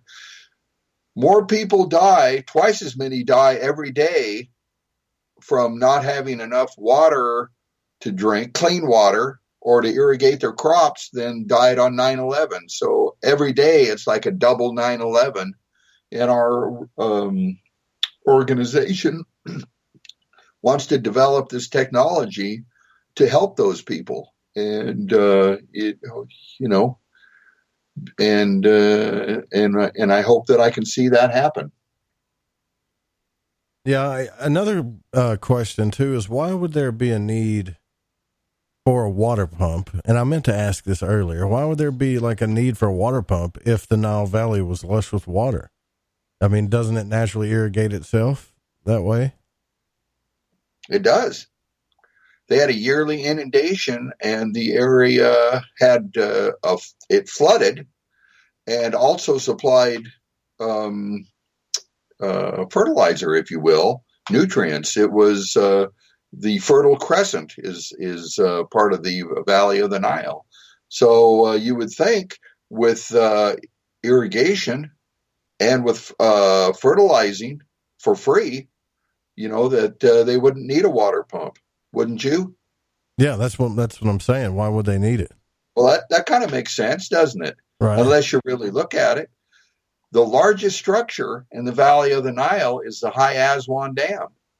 They built that dam and ended the yearly inundation because if you're in a desert or an arid climate, a one-time yearly flood that is unpredictable is not good for farming.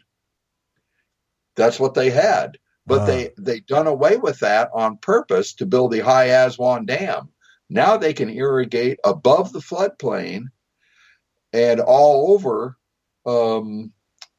year round. Isn't that amazing? Wow. Yes, I didn't think of that. Yeah, it makes it much, there are some adverse effects to the High Aswan Dam, but the idea was to use that electricity to power a huge irrigation project in the Valley of the Nile, and it brought prosperity to that civilization. In fact, they're building a huge, I think it's $500 million additional water pump called the Tsuga project. You'll have to look that up. But they're building that, and they're using the electricity from the High Aswan Dam to pump water out of the Nile River into this other depression, if you will, this area, and make that, they're working on that now. So they are, in fact, increasing their land that they can irrigate by damming the river, if you will, even in the Valley of the Nile. So in modern times, they built a large structure in the Valley of the Nile and used the electricity for, among other things, to irrigate farmland. And I think in ancient times, in the Valley of the Nile, they built a large structure to irrigate farmland and for other purposes, which we can discuss. So the wants, needs, and desires of people in ancient times and modern times is the same. And what people want is prosperity. In eastern Washington, it was very dry and desolate, but they built the Grand Coulee Dam, and it irrigates 500,000 acres in perpetuity. So it provides quite a bit of prosperity. The High Aswan Dam does. The power grid that we all enjoy, the highway system, all these are infrastructures that provide prosperity. We build these roads, but then you see all these trucks going by, and it makes our civilization better. So that's what we think the Great Pyramid was: infrastructure that helped provide not just irrigation, but a whole host of other purposes by using their pumped water. Well, it does definitely make sense. I mean, wouldn't that be something if that's actually what it was really used for? And then there was this type of Egyptian cargo cult that was waiting on the god, so to speak, to deliver goods to them. And they would, make monuments and drawings and hieroglyphics about these gods way after the fact, after the pump shut down. And then they had other people that went inside the pyramids thinking that they were mystery school initiatic buildings. And really, the whole time, it was just a very effective water pump. Long ago. That would be something, wouldn't it? Yeah.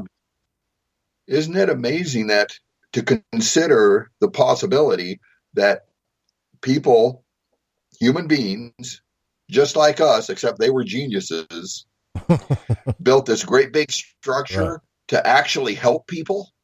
That the Great Pyramid actually helped the civilization that built it? Instead of telling us that they knew pi or whatever, it's a remarkable way to consider the purpose of that structure, and not just irrigation, but the pumped water could be used to power heavy machinery. Our industrial revolution started in the Atlantic Northeast, where they had flowing water, if you will. As a rocky mountainous area up there in the northern Atlantic coast, and that's where they had water mills and all of that, and that's powered the Industrial Revolution. And we think that heavy machinery was powered. They could have used the water to create compressed air, which has a whole host of uses in industrial or scientific applications.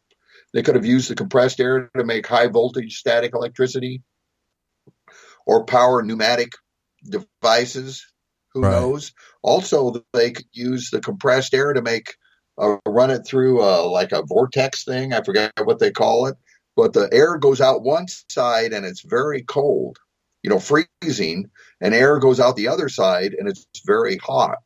And you could use those hot and cold temperatures to do everything from temper steel or for scientific purposes, and just a whole host of things. So I see the Giza Plateau as not a big graveyard, but originally intended to be a science center or industrial park. And that's what I think that it is, as opposed to just graves for, leaders. I gotcha. Guys, we're here discussing ancient technology of the Giza pyramids with Stephen Myers.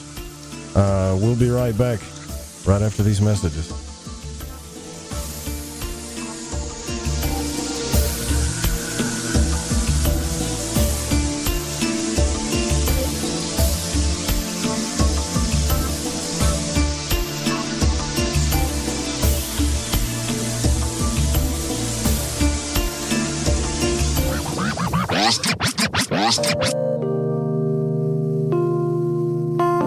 This is Al.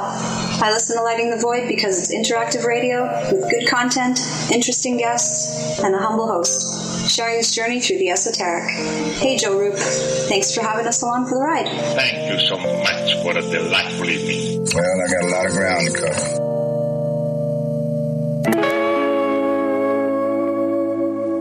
Alright everyone, this is Justin from the UK. Excuse the chitty. If you're into the fringe and you want to hear the brass tacks, my old china plate, Joe Roop and his guests on Lighting the Void will open your mince pies. You need to shut your north and south and use your 10-speed gears and listen to them bubble.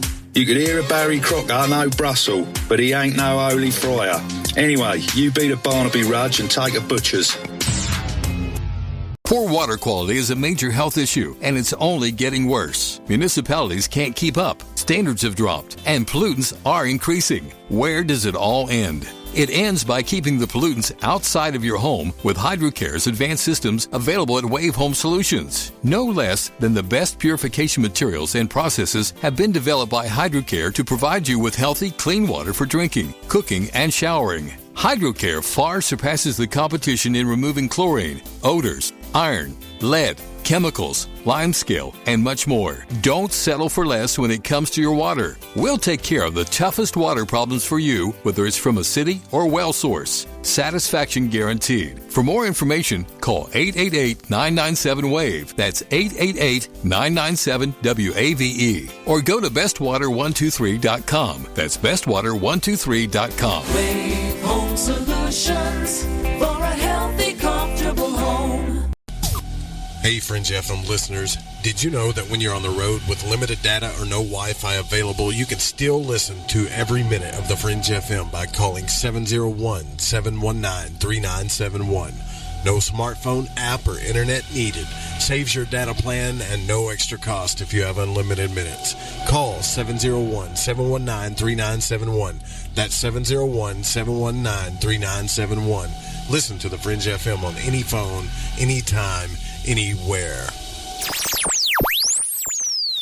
Your home has needs. It needs a healthy, dry environment all year round. Start Start by getting rid of the worst air in the basement and crawl space, where the problems begin and make the whole house sick. Introducing the new Smart Wave Ventilation Unit. It has advanced technologies to continuously reduce moisture, mold, and odors, and expel radon, gases, and pollutants. And now, Wave units include carbon monoxide detection to automatically expel air at a high rate and send you an alert. It also has an app so you can remotely monitor the conditions. Wave is a comprehensive, maintenance-free, affordable solution that will transform your entire home. Protect your home and family with what it needs. Give it a new Smart Wave Ventilation Unit. For more information, call 888-717-WAVE. That's 888-717-WAVE. Or go to dryhealthyhome.com. That's dryhealthyhome.com. Wave Home Solutions for a healthy, comfortable home. You're listening to Lighting the Void Radio. Follow The Fringe FM on Facebook and Twitter at The Fringe FM. Start your evenings with The Fringe FM long before those other shows get started. Exclusively live on The Fringe FM, hear the Quantum Hologram Matrix with the Reverend John Polk, Tuesdays at 5 Pacific, 8 Eastern. And our newest show, Sci-Spy Radio with Suzanne Ross, Wednesdays at 5 Pacific, 8 Eastern. Then stay up because we're burning the midnight oil well into the morning hour. The truth is out there, and so are we. Lock it in, The Fringe FM.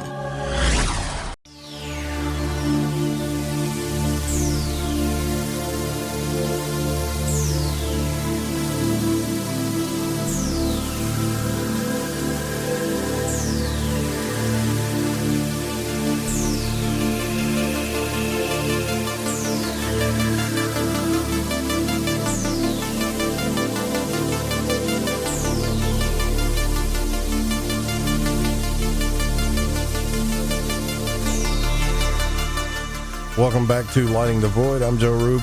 Tomorrow night on the program, we're going to have Dan and Scarlett on from the Cosmic Keys podcast. We're going to be discussing divination. We're going to look into astrology and the tarot. And they have came onto the network. They're doing a weekly show. I believe we're going to be doing their podcast, or broadcasting their podcast every Monday night here on the Fringe FM.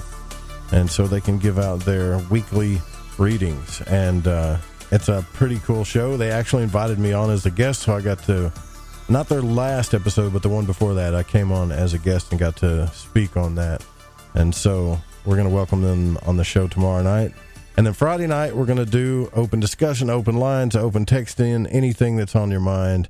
We're going to do that all week long. Hopefully we'll get Tim in here if he's not too busy to tell his story about what happened at Area 51. But tonight, we're discussing ancient technology of the Giza pyramids with Stephen Myers.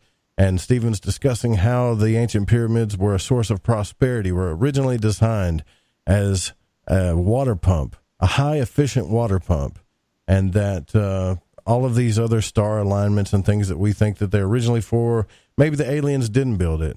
And so far, it's pretty convincing. I got to tell you, Stephen, it's pretty convincing what you're saying.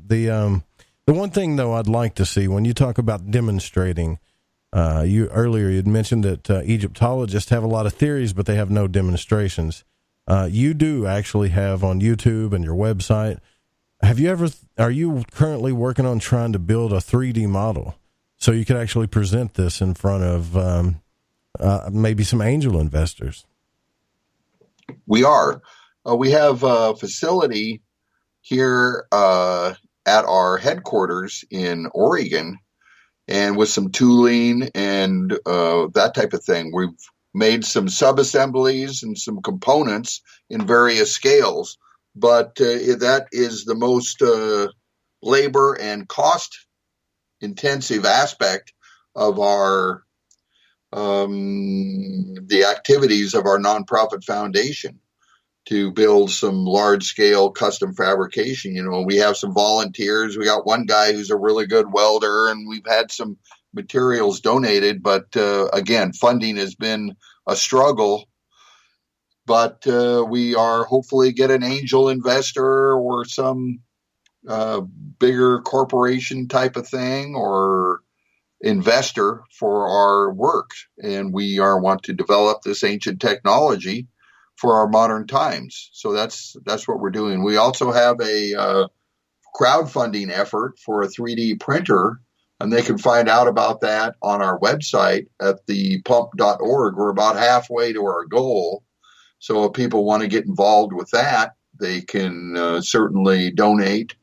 And all donations are tax deductible because we're a nonprofit foundation. But also people can find out about us from our website, find out our mission statement, goals, some of our activities, and that type of thing through our website at thepump.org. And you can contact me through email through our website. And you can also like us on Facebook. We're on Facebook and Instagram. So all of that stuff, it's hard to keep up with. But the most expensive part of our research is the fabrication of this ancient technology. Other than, reading books and conducting research is not as expensive. The next highest cost of our research would be going back to Egypt and doing on-site research. So that's just something to think about. But hopefully people contact us and see how they can become involved. Well, I got to tell you that I'm totally for crowdfunding and things like that when it comes to all of this stuff. If enough people care about the answers, they'll do it. And I would love to see one of these things work. And I got to say that crowdfunding is a special thing. It's not something, I mean, if you think about it, 10, 15 years ago, that kind of thing really wasn't, crowdfunding. It really wasn't a thing. But now, I mean, I got to say, like this whole studio, the equipment that I'm broadcasting out of now was crowdfunded. It was brought here by the listeners. So if enough people get behind it, I think it would be a good thing to check out. I mean, because can you imagine the possibilities of it? Even if, let's say, Stephen, if you were wrong about the pyramid, which I don't think you believe you are, but let's say you were, but still, yeah, the technology itself worked, and you were only wrong about the history, that would still help us all. I mean, we could possibly have one of these things like a little, maybe our own little pyramids in our own our yards, or maybe one big pyramid for each city. Of course, what you'll end up doing is stirring the pot, because you're going to be going up against those big time oil people and all of those big energy people, right? There's that fight coming too, if you ever get to that point. Certainly that's a thought that, because this technology, when it's decentralized, doesn't have a meter, and you won't get a bill every month, just like farmers that use a windmill to power a water pump, or if you have solar on your house, you don't pay you certainly pay for the equipment, you pay for the infrastructure, but you don't pay for the electricity that it generates. And that's a concept that people aren't familiar with. Everyone is so tethered to paying their monthly bill on their phones or their electricity, or paying money to buy gasoline so they can travel. But if they could recharge the batteries in their car with the electricity they generate, it might help the world that we live in. So that's kind of what we're doing. We're a nonprofit foundation, and trying to redevelop these ancient technologies. There's certainly other technologies, like the bonding agent between the stones of the Great Pyramid is renowned for being much stronger than the stone itself. So that's a technology that is certainly controversial. Egyptologists say, it's just plaster of Paris to help the stones slide on top of each other better when they slide them into place, but it's not plaster of Paris. It's an unusual bonding agent. And then also the stone cutting. But, that's another technology that's difficult to certainly difficult to recreate. And, but what, all of it's being, is under scholarly, examination. But the stone cutting is possible nowadays, right? The stone cutting they did is possible now. Yes. Every component can be recreated using modern tools, but the tooling is certainly a lost technology that was used in ancient times. It's not necessarily the same tooling that we have or the same methods. If you look at YouTube videos of modern stone cutting, it's phenomenal. But I don't know if that's the exact method that they used. But it's under scholarly debate. None of the tooling machines to cut those stones are available in modern times to examine that were used in ancient times. And there are some bronze chisels that do exist, but it cannot be demonstrated how to make the precision stone cutting using those bronze chisels. So it's it's a fascinating thing, the Great Pyramid, shrouded in mystery, cocooned in misunderstanding. So we're trying to shed light, if you will, on the void of understanding of the Great Pyramid. And we're just, myself and some other guys, just some humble guys, looking into this with fresh eyes and without preconceived notions to understand how stones were moved from one place to another and why they did it. I forget who it was that said this, but I think I was watching it on a film where they said, the base of the pyramid is 100% square. It's perfectly square. And nobody in modern construction today can do that. And when I heard that, it's like when they say it, it sounds so convincing as how they say it. But I myself have worked on construction and laid green plates to slabs, and we've made things perfectly square pretty easy just using modern tools. It does make you wonder how much of this is just effect or presentation a lot of times when they talk about things like ancient aliens and stuff. Yeah, there's hyperbole, if you will, or hokum, however you want to put it. But yeah, the sides of the Great Pyramid aren't exact to the millimeter or whatever. It's one side is like 3 or 4 inches longer than the shortest side, if you will, but that's over like 750 feet. Some people get caught up in the measurements, the exact measurements for esoteric reasons or whatever, but no. The base of the Great Pyramid is about a half inch off or whatever, but it says, it did the trick. So no, it's not like to the millimeter, the exact micron, right, anything like that. But the interior stones are very rough cut. The massive material of the most of the Great Pyramid, extremely rough cut and rather poor quality stones, about 2.5 tons each. But the high quality stones are what what I'm saying. When they say that, they try to hype it all up like, wow, look how long this is and look how perfectly square the structure is. That would be impossible for a primitive race. And I'm thinking it's not impossible if somebody has a actual square with some string and they know how to do math. It's not that hard. And you put stakes in the ground and you keep measuring as you go. It's not really that hard. It is difficult. You got to take your time with it, but it's not hard.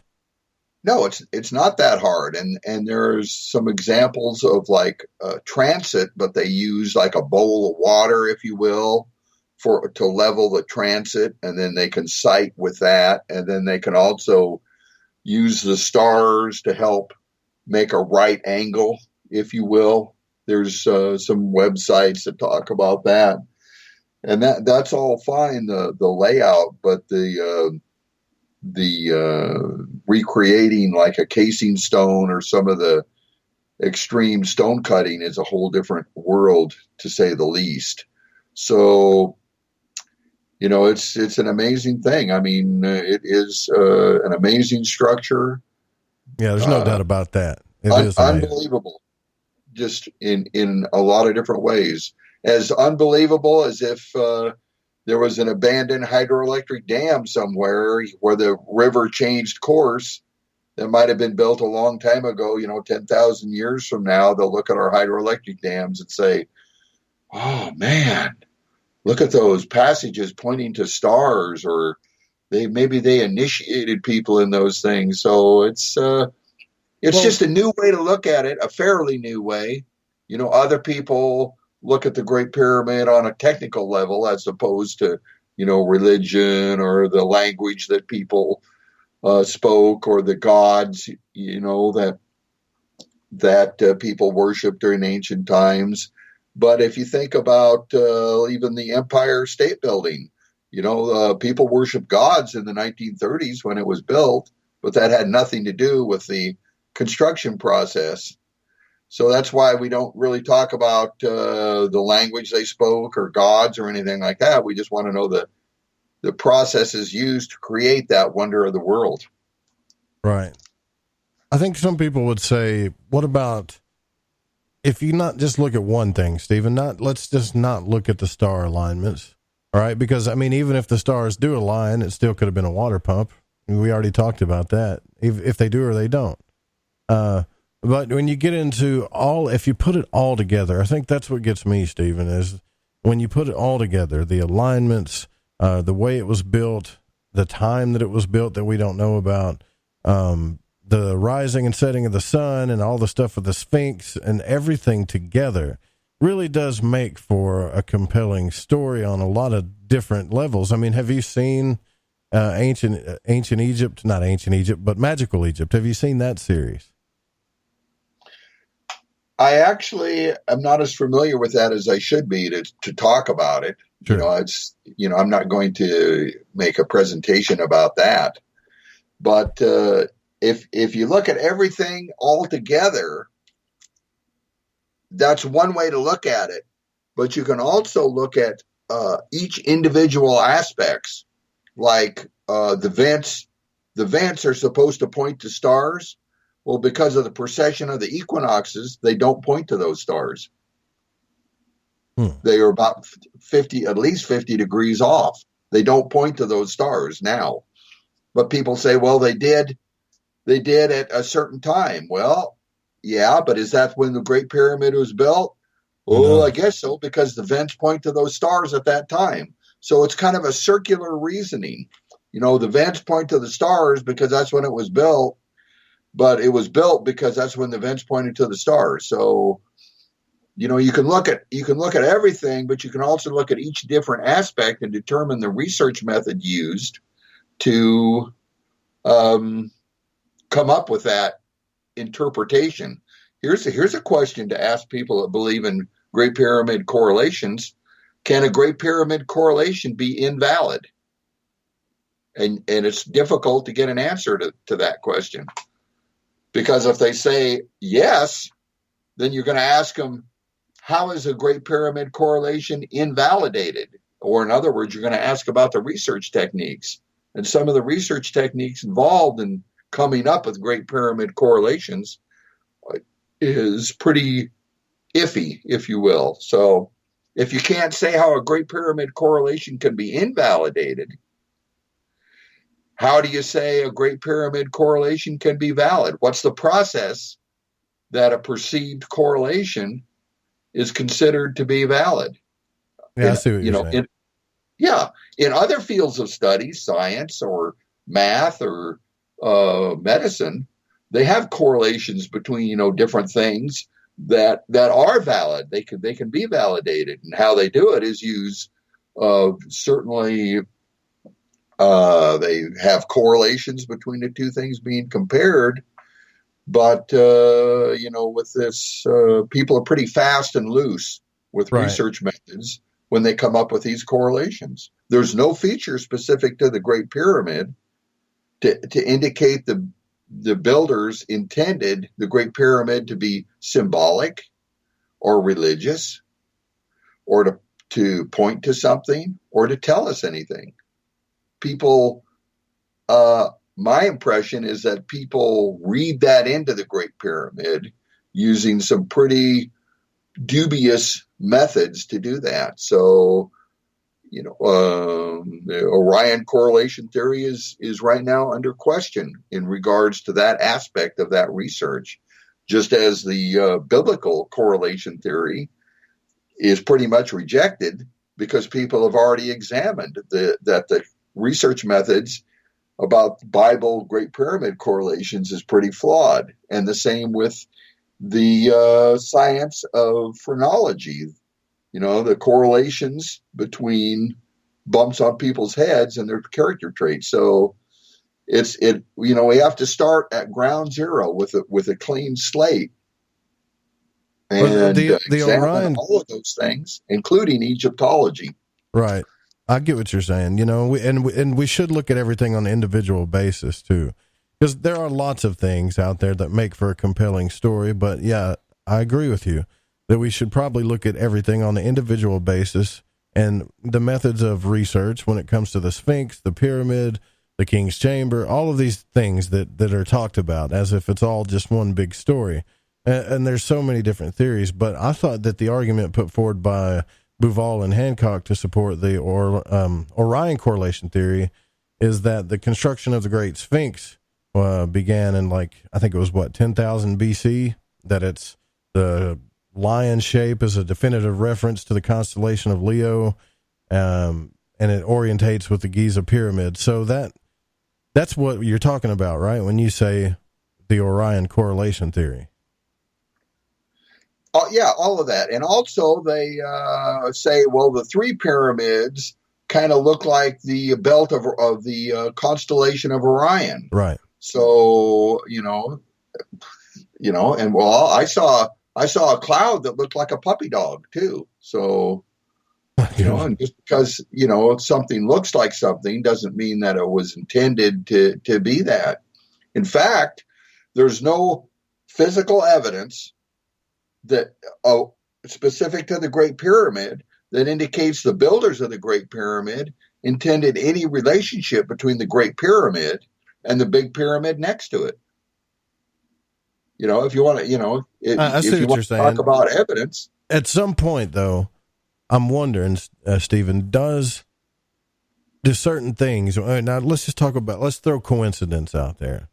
I know it's not a scientific thing. It's not a mathematical thing. But at some point, do a certain amount of coincidences, can that be taken into consideration for research, do you think?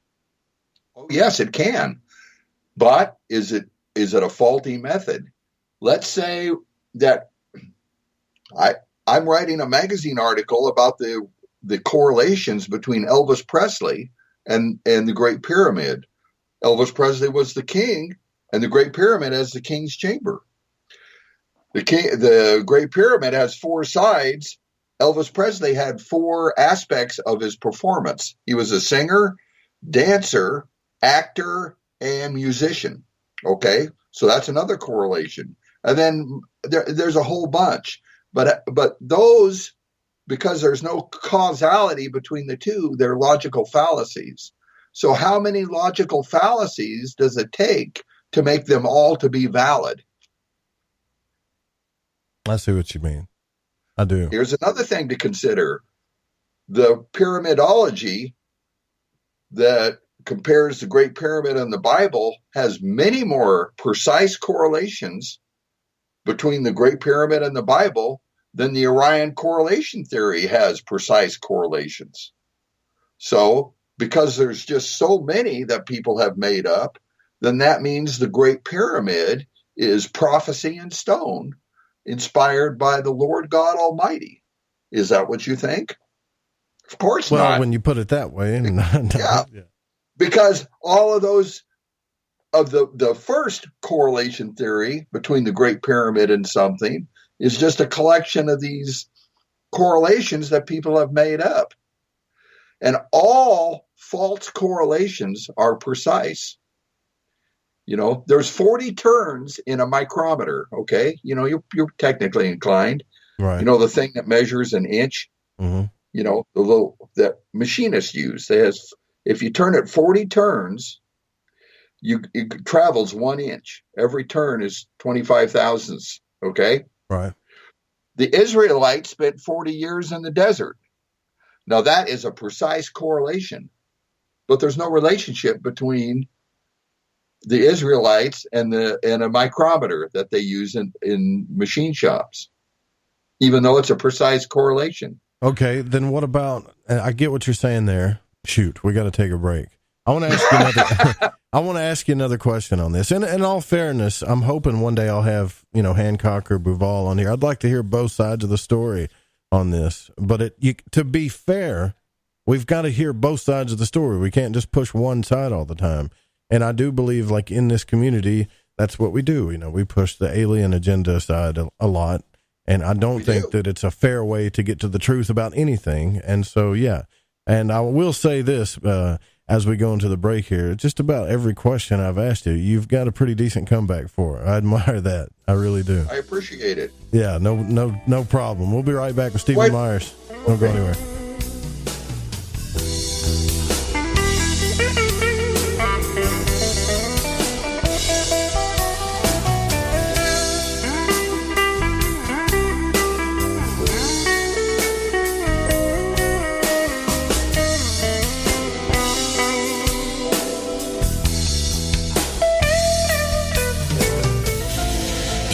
Is out there. There's something out here. And so are we.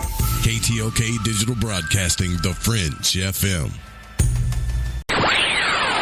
You're listening to Lighting the Void Radio. So, you love talk radio? Then you'll love TalkStreamLive.com. TalkStream Live is always on, 24/7 with the best streaming talk shows. Find your favorite talkers and discover some new ones. It's free, readily available online or on mobile with any smartphone or tablet. Finding your favorite talk shows all in one place has gotten a whole lot easier. Just go to TalkStreamLive.com. Be sure to download the free apps from Google Play or the iTunes App Store. Hello, this is Vance Nesbitt. Take the time to expand your mind by listening to Lighting the Void with Joe Roop right here on The Fringe FM. Follow The Fringe FM on Facebook and Twitter at The Fringe FM. Hey, is that a new music app? Yeah, check it out. Surfer Music Discovery. It links to thousands of online stations, but the twist is you see the song names and artists that are now playing live. That's different. No guessing. Looks like a waterfall of music. So many formats. Rock, oldies, country, R&B, jazz, and a whole lot more. How's that spelled? Surfer. S-U-R-F-R. Is it expensive? It's free. No need to sign up or sign in. Get the Surfer Music app free from Google Play or the App Store. Lighting the Void is proud to announce Mind and Magic's Protection and Defense Course for protection from magical and psychic attacks. This is not a joke. Magic practitioners are on the rise, and with that comes attacks from baneful or black magicians that try to harm or hurt others for their own selfish reasons. If you are not a believer in psychic attacks, then this isn't for you. If you are, and you want the power to defend yourself and your family and home, then I highly suggest you grab Freighter Xavier's Protection and Defense Course. In this course, you will learn how to tell if you are under attack from a natural source or if an individual is attacking you. The 4 forms of curses and attacks. How to remove self-imposed curses. The correct way to cleanse your home from negativity or malevolent entities. How to make your own holy water. What you should always keep near or under your bed. Herbs that banish negativity and promote purity. The most powerful banishing rituals on the planet. And for those that seem to want to harm you the most, how to put your enemies in a hell pit of their own making. You can also learn protection against shadow people and other entities. Or are you just in a bad planetary alignment? Even how to get rid of an enemy using a tic-tac box. It does not matter what your faith or belief is, this will work. Click the banner on the website at lightingthevoid.com or go to lightingthevoid.com/Xavier. Okay, here we go. AncientLifeOil.com. AncientLifeOil.com. Now this is for CBD. AncientLifeOil.com. Again, for CBD. Where do I get CBD? AncientLifeOil.com. It's pretty good stuff. Organic, non-GMO. We are the Ferrari of CBDs. AncientLifeOil.com. You know, they say when you mention a person's name 3 times when you first meet, that you're going to remember. So I'd say to you, nice to meet you, AncientLifeOil.com. It's AncientLifeOil.com, right? Nice to know that you help people. AncientLifeOil.com. Think about this. Occasional stress, occasional anxiety, occasional inflammation, occasional stiffness, and intruders that get you down. AncientLifeOil.com. Okay, so I'm going to give you a fact for the day. So Ancient Life Oil does not help you with business deals. Hold on a second. If you feel better, it could help you make a better decision. Okay, I'm wrong. Just remember to go to ancientlifeoil.com. Want to know what's on The Fringe FM? Check out our schedule at thefringe.fm.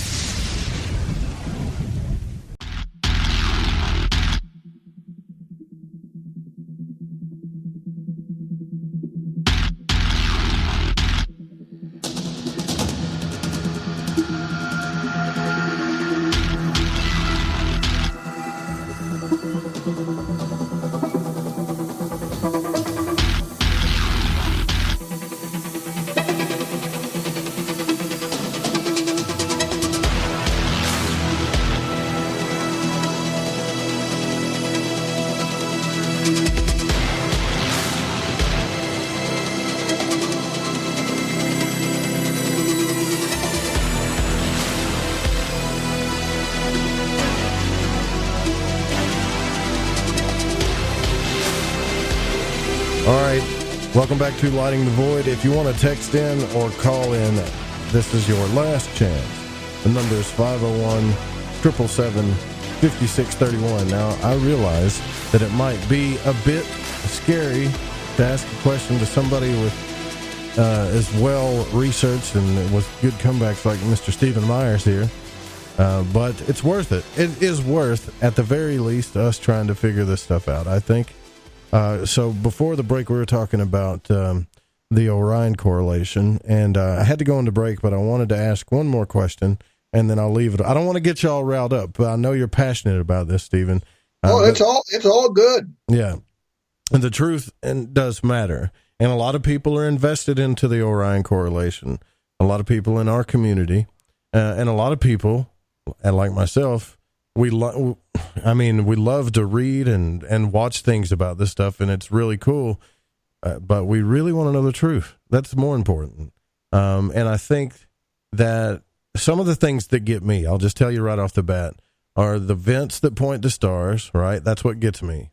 And when they start putting this stuff on graph paper, which would go back to, I would think what you were saying, just because the correlation is precise doesn't mean that it's valid, or whatever, right? I get that. But even Danny Wilton, and I don't know where he went. It's like he disappeared off the face of the earth, but he used to do some pretty impressive stuff because he's an analyst, and he would put certain things to graph paper, like the King's Chamber and the pyramids, and just talk about some amazing things. However, are you saying that even if they're precise on graph paper, let's forget about the vents pointing to stars, it doesn't really mean anything. It doesn't mean that that's what it was for.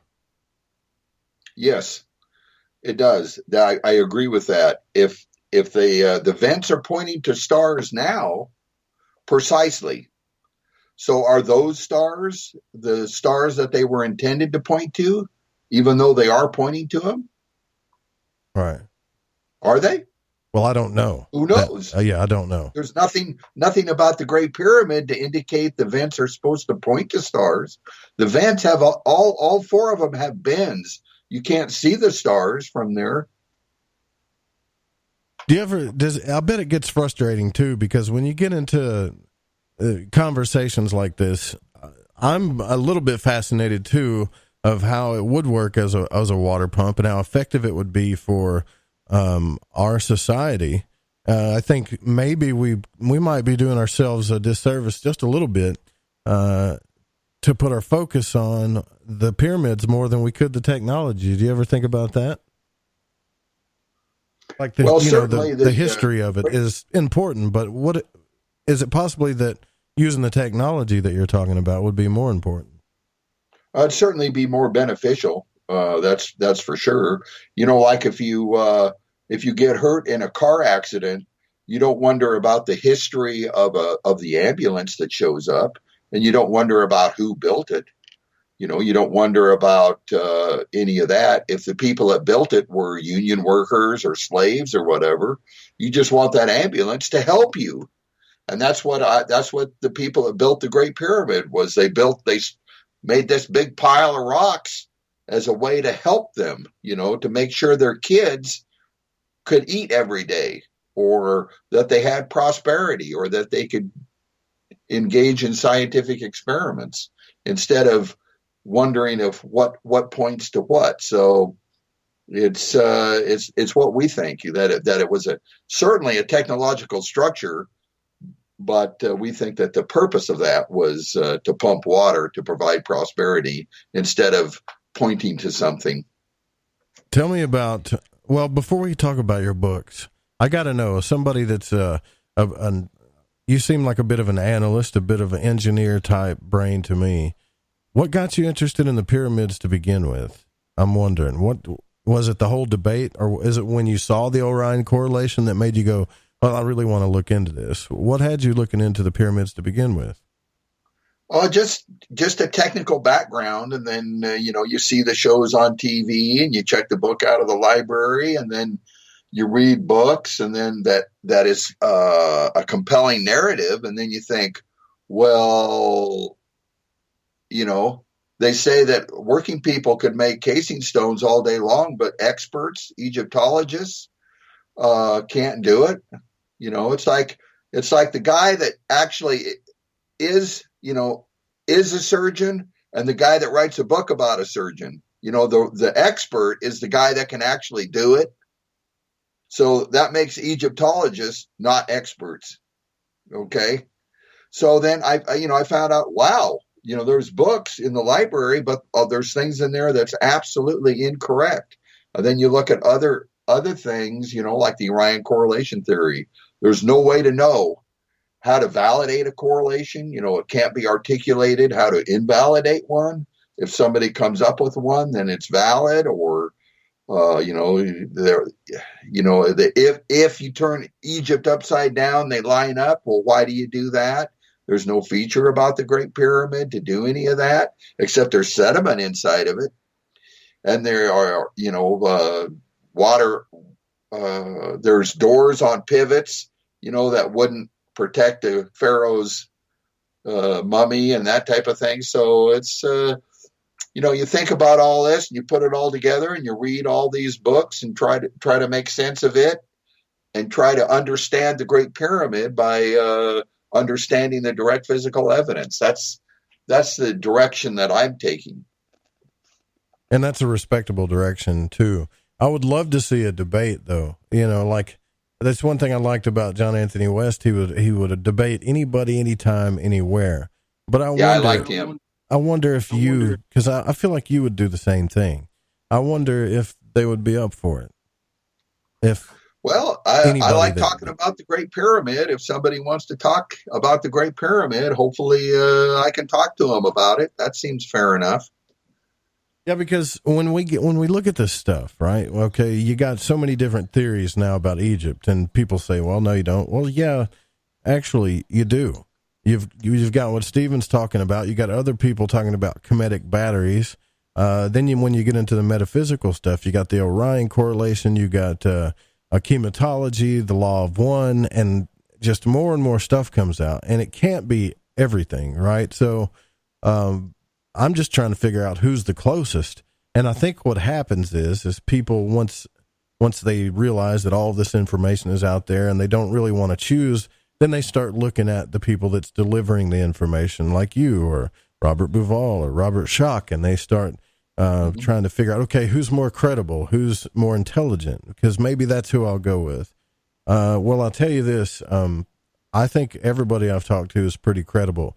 But I haven't had these types of people on the show, but I do know that there are people out there that are actually writing about these things. And like you said earlier, anybody can write a book. Well, you didn't say that, but you were talking about how the information was correct. But I found out that anybody can write a book nowadays, right? And you can even buy a PhD online if you want to. You can go buy one, right? So I think we need to, the one thing I'm taking away from all of this whole conversation I've had with you tonight is maybe we need to look at the research methods a little bit harder instead of just saying, okay, they put this together. This is what they came up with. Okay, well, how? And then look at the methods of how they did it and see if it's valid or not. Well, thank you. Then my job was successful. Tell me about your first book. Well, my first book is titled Lost Technologies of the Great Pyramid, and it describes the construction process of building the Great Pyramid, how it was assembled. They stacked rocks on top of each other 45 stories high. The Great Pyramid is twice as tall as the first skyscrapers that were built in modern times. The Flatiron Building is about 22 stories. The Great Pyramid is twice that height. But anyway, that was my first book. And then my second book is how the Great Pyramid operated. In other words, why they built it. So, how water goes through and the valves and the pressure and all of that. And so it's two books. Well, both are well illustrated. And then I produced two documentaries. The Great Pyramid, what's the first one? Building the Great Pyramid with Water Locks and Barges. That was my first book, my first documentary, and it's well illustrated with animations, computer-generated animations. And then my second documentary is simply the Great Pyramid water pump, and it depicts quite visually the water pumping process through the Great Pyramid, and they've been generating a lot of interest, and people have really liked them. So if you're interested, all of that is on Amazon.com. The links for all of that is on my webpage. And you can also like us on Facebook, facebook.com. Stephen Myers Author is where you go. So hope people find out more information about the research before they pass judgment about its validity. I'm sure they will. My audience is pretty level-headed for the most part. So, and I know I've talked to a lot of them, and they're really just concerned about finding the truth about things more than they are saying everything is aliens. And when I say that, we're all big aliens fans. I mean, I've got my alien T-shirts. I probably belong to the cult of E.T. and alienology. I love the whole idea of it. I want to believe, but I want to know more. Knowing to me is better than believing. That's fair enough. And the reason why aliens are brought up is because the Great Pyramid just is such high technology from distant antiquity. It just seems so out of place. I can understand where they're coming from, thinking that it was aliens. But again, I'm not sure what their purpose is. I mean, it makes more sense that they would, probe your anus to find out something than to stack a big pile of rocks up. So, right, yeah. Well, just trying to understand the purpose.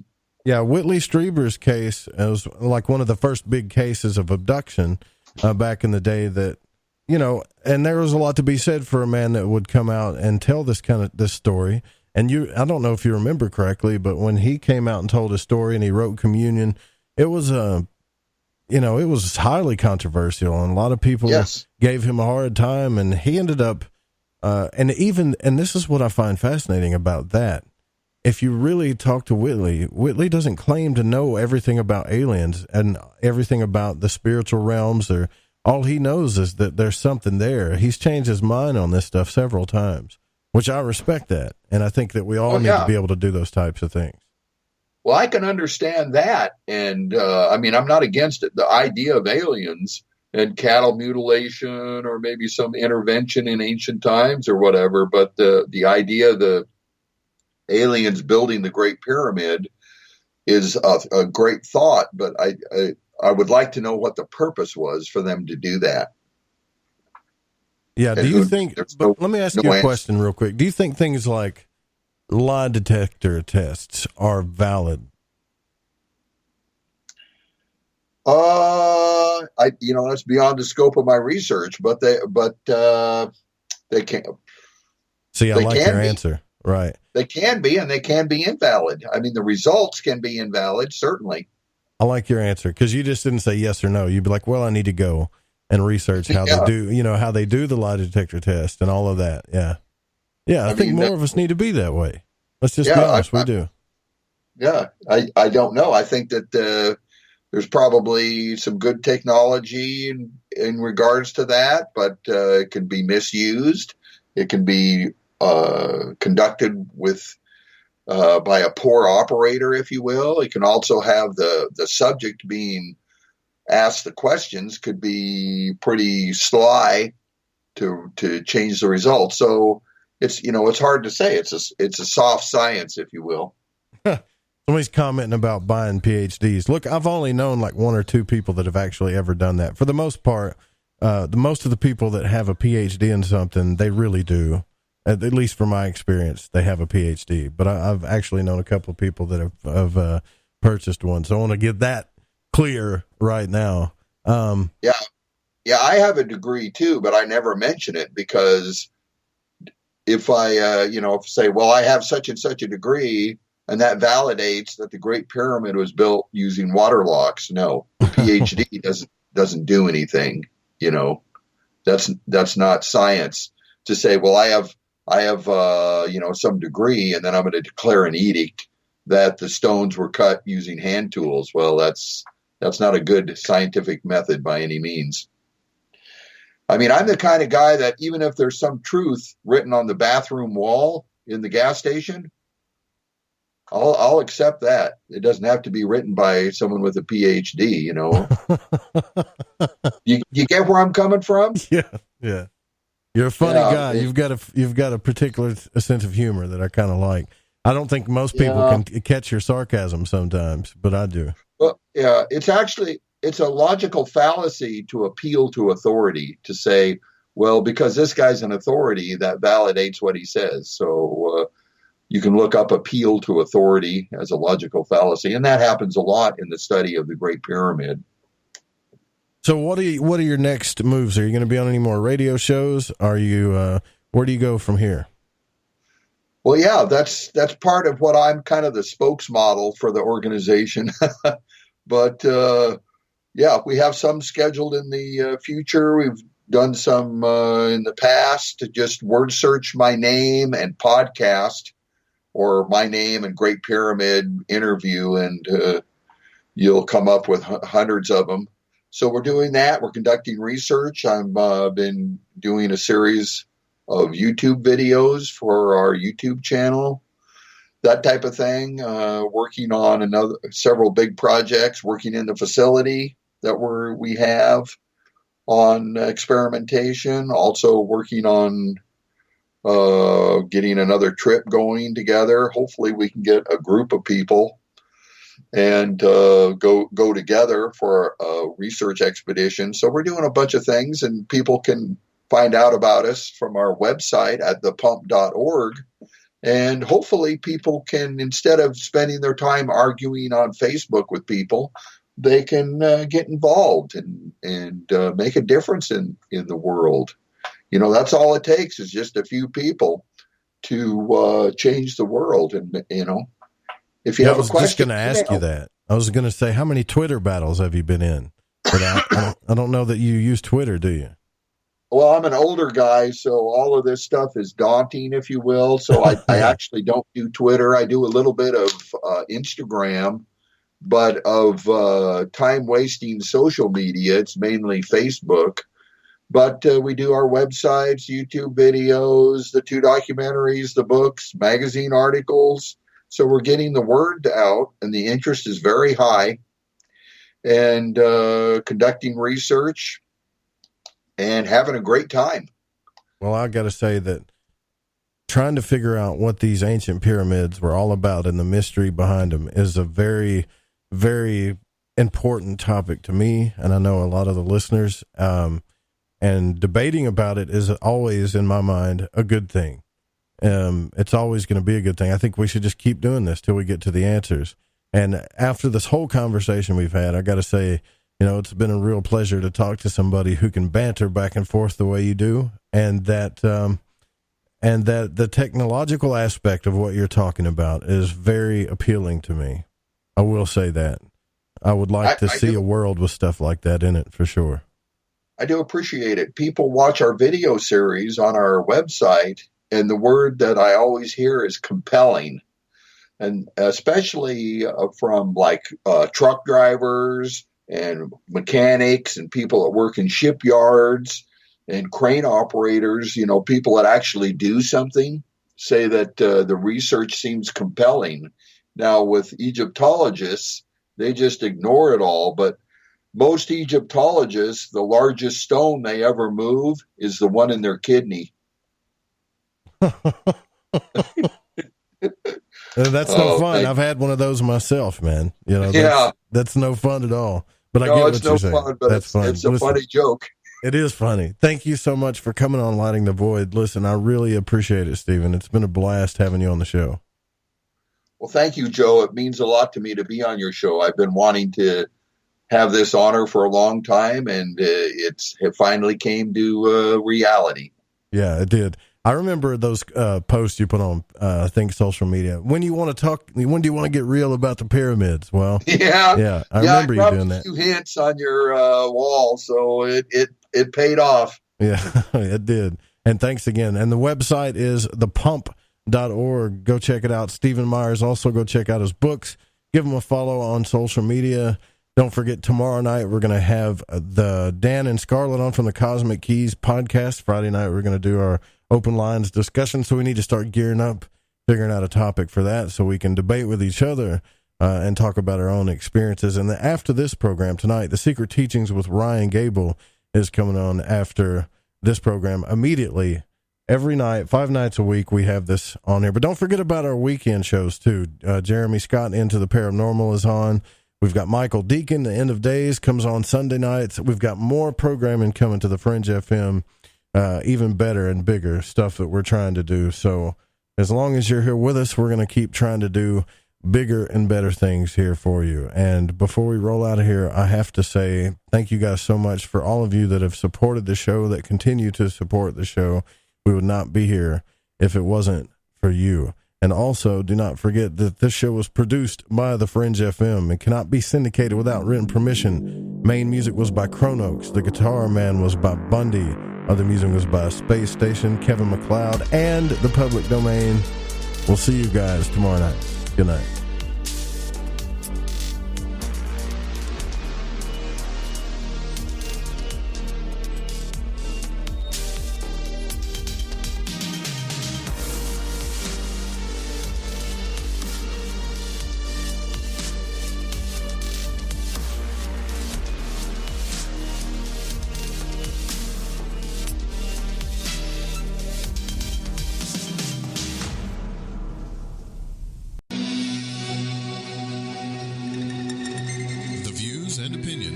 On this program do not necessarily reflect those of the Fringe FM, KTLK Digital Broadcasting, its sponsors, affiliates, or staff. Listener discretion is advised.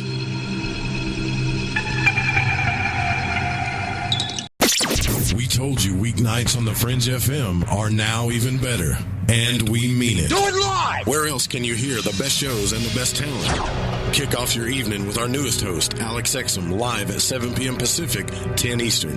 Hang out with me, Joe Roop, on Lighting the Void at 9 Pacific, midnight Eastern. Ryan Gable expands your mind on The Secret Teachings at midnight Pacific, 3 a.m. Eastern. We're bringing the heat every single night. Fire it up, the Fringe FM. Yahoy there. This is Gigi from Shift Happens. And holy shit, you're listening to KTLK, The Fringe FM. Hey, don't you dare turn that stick.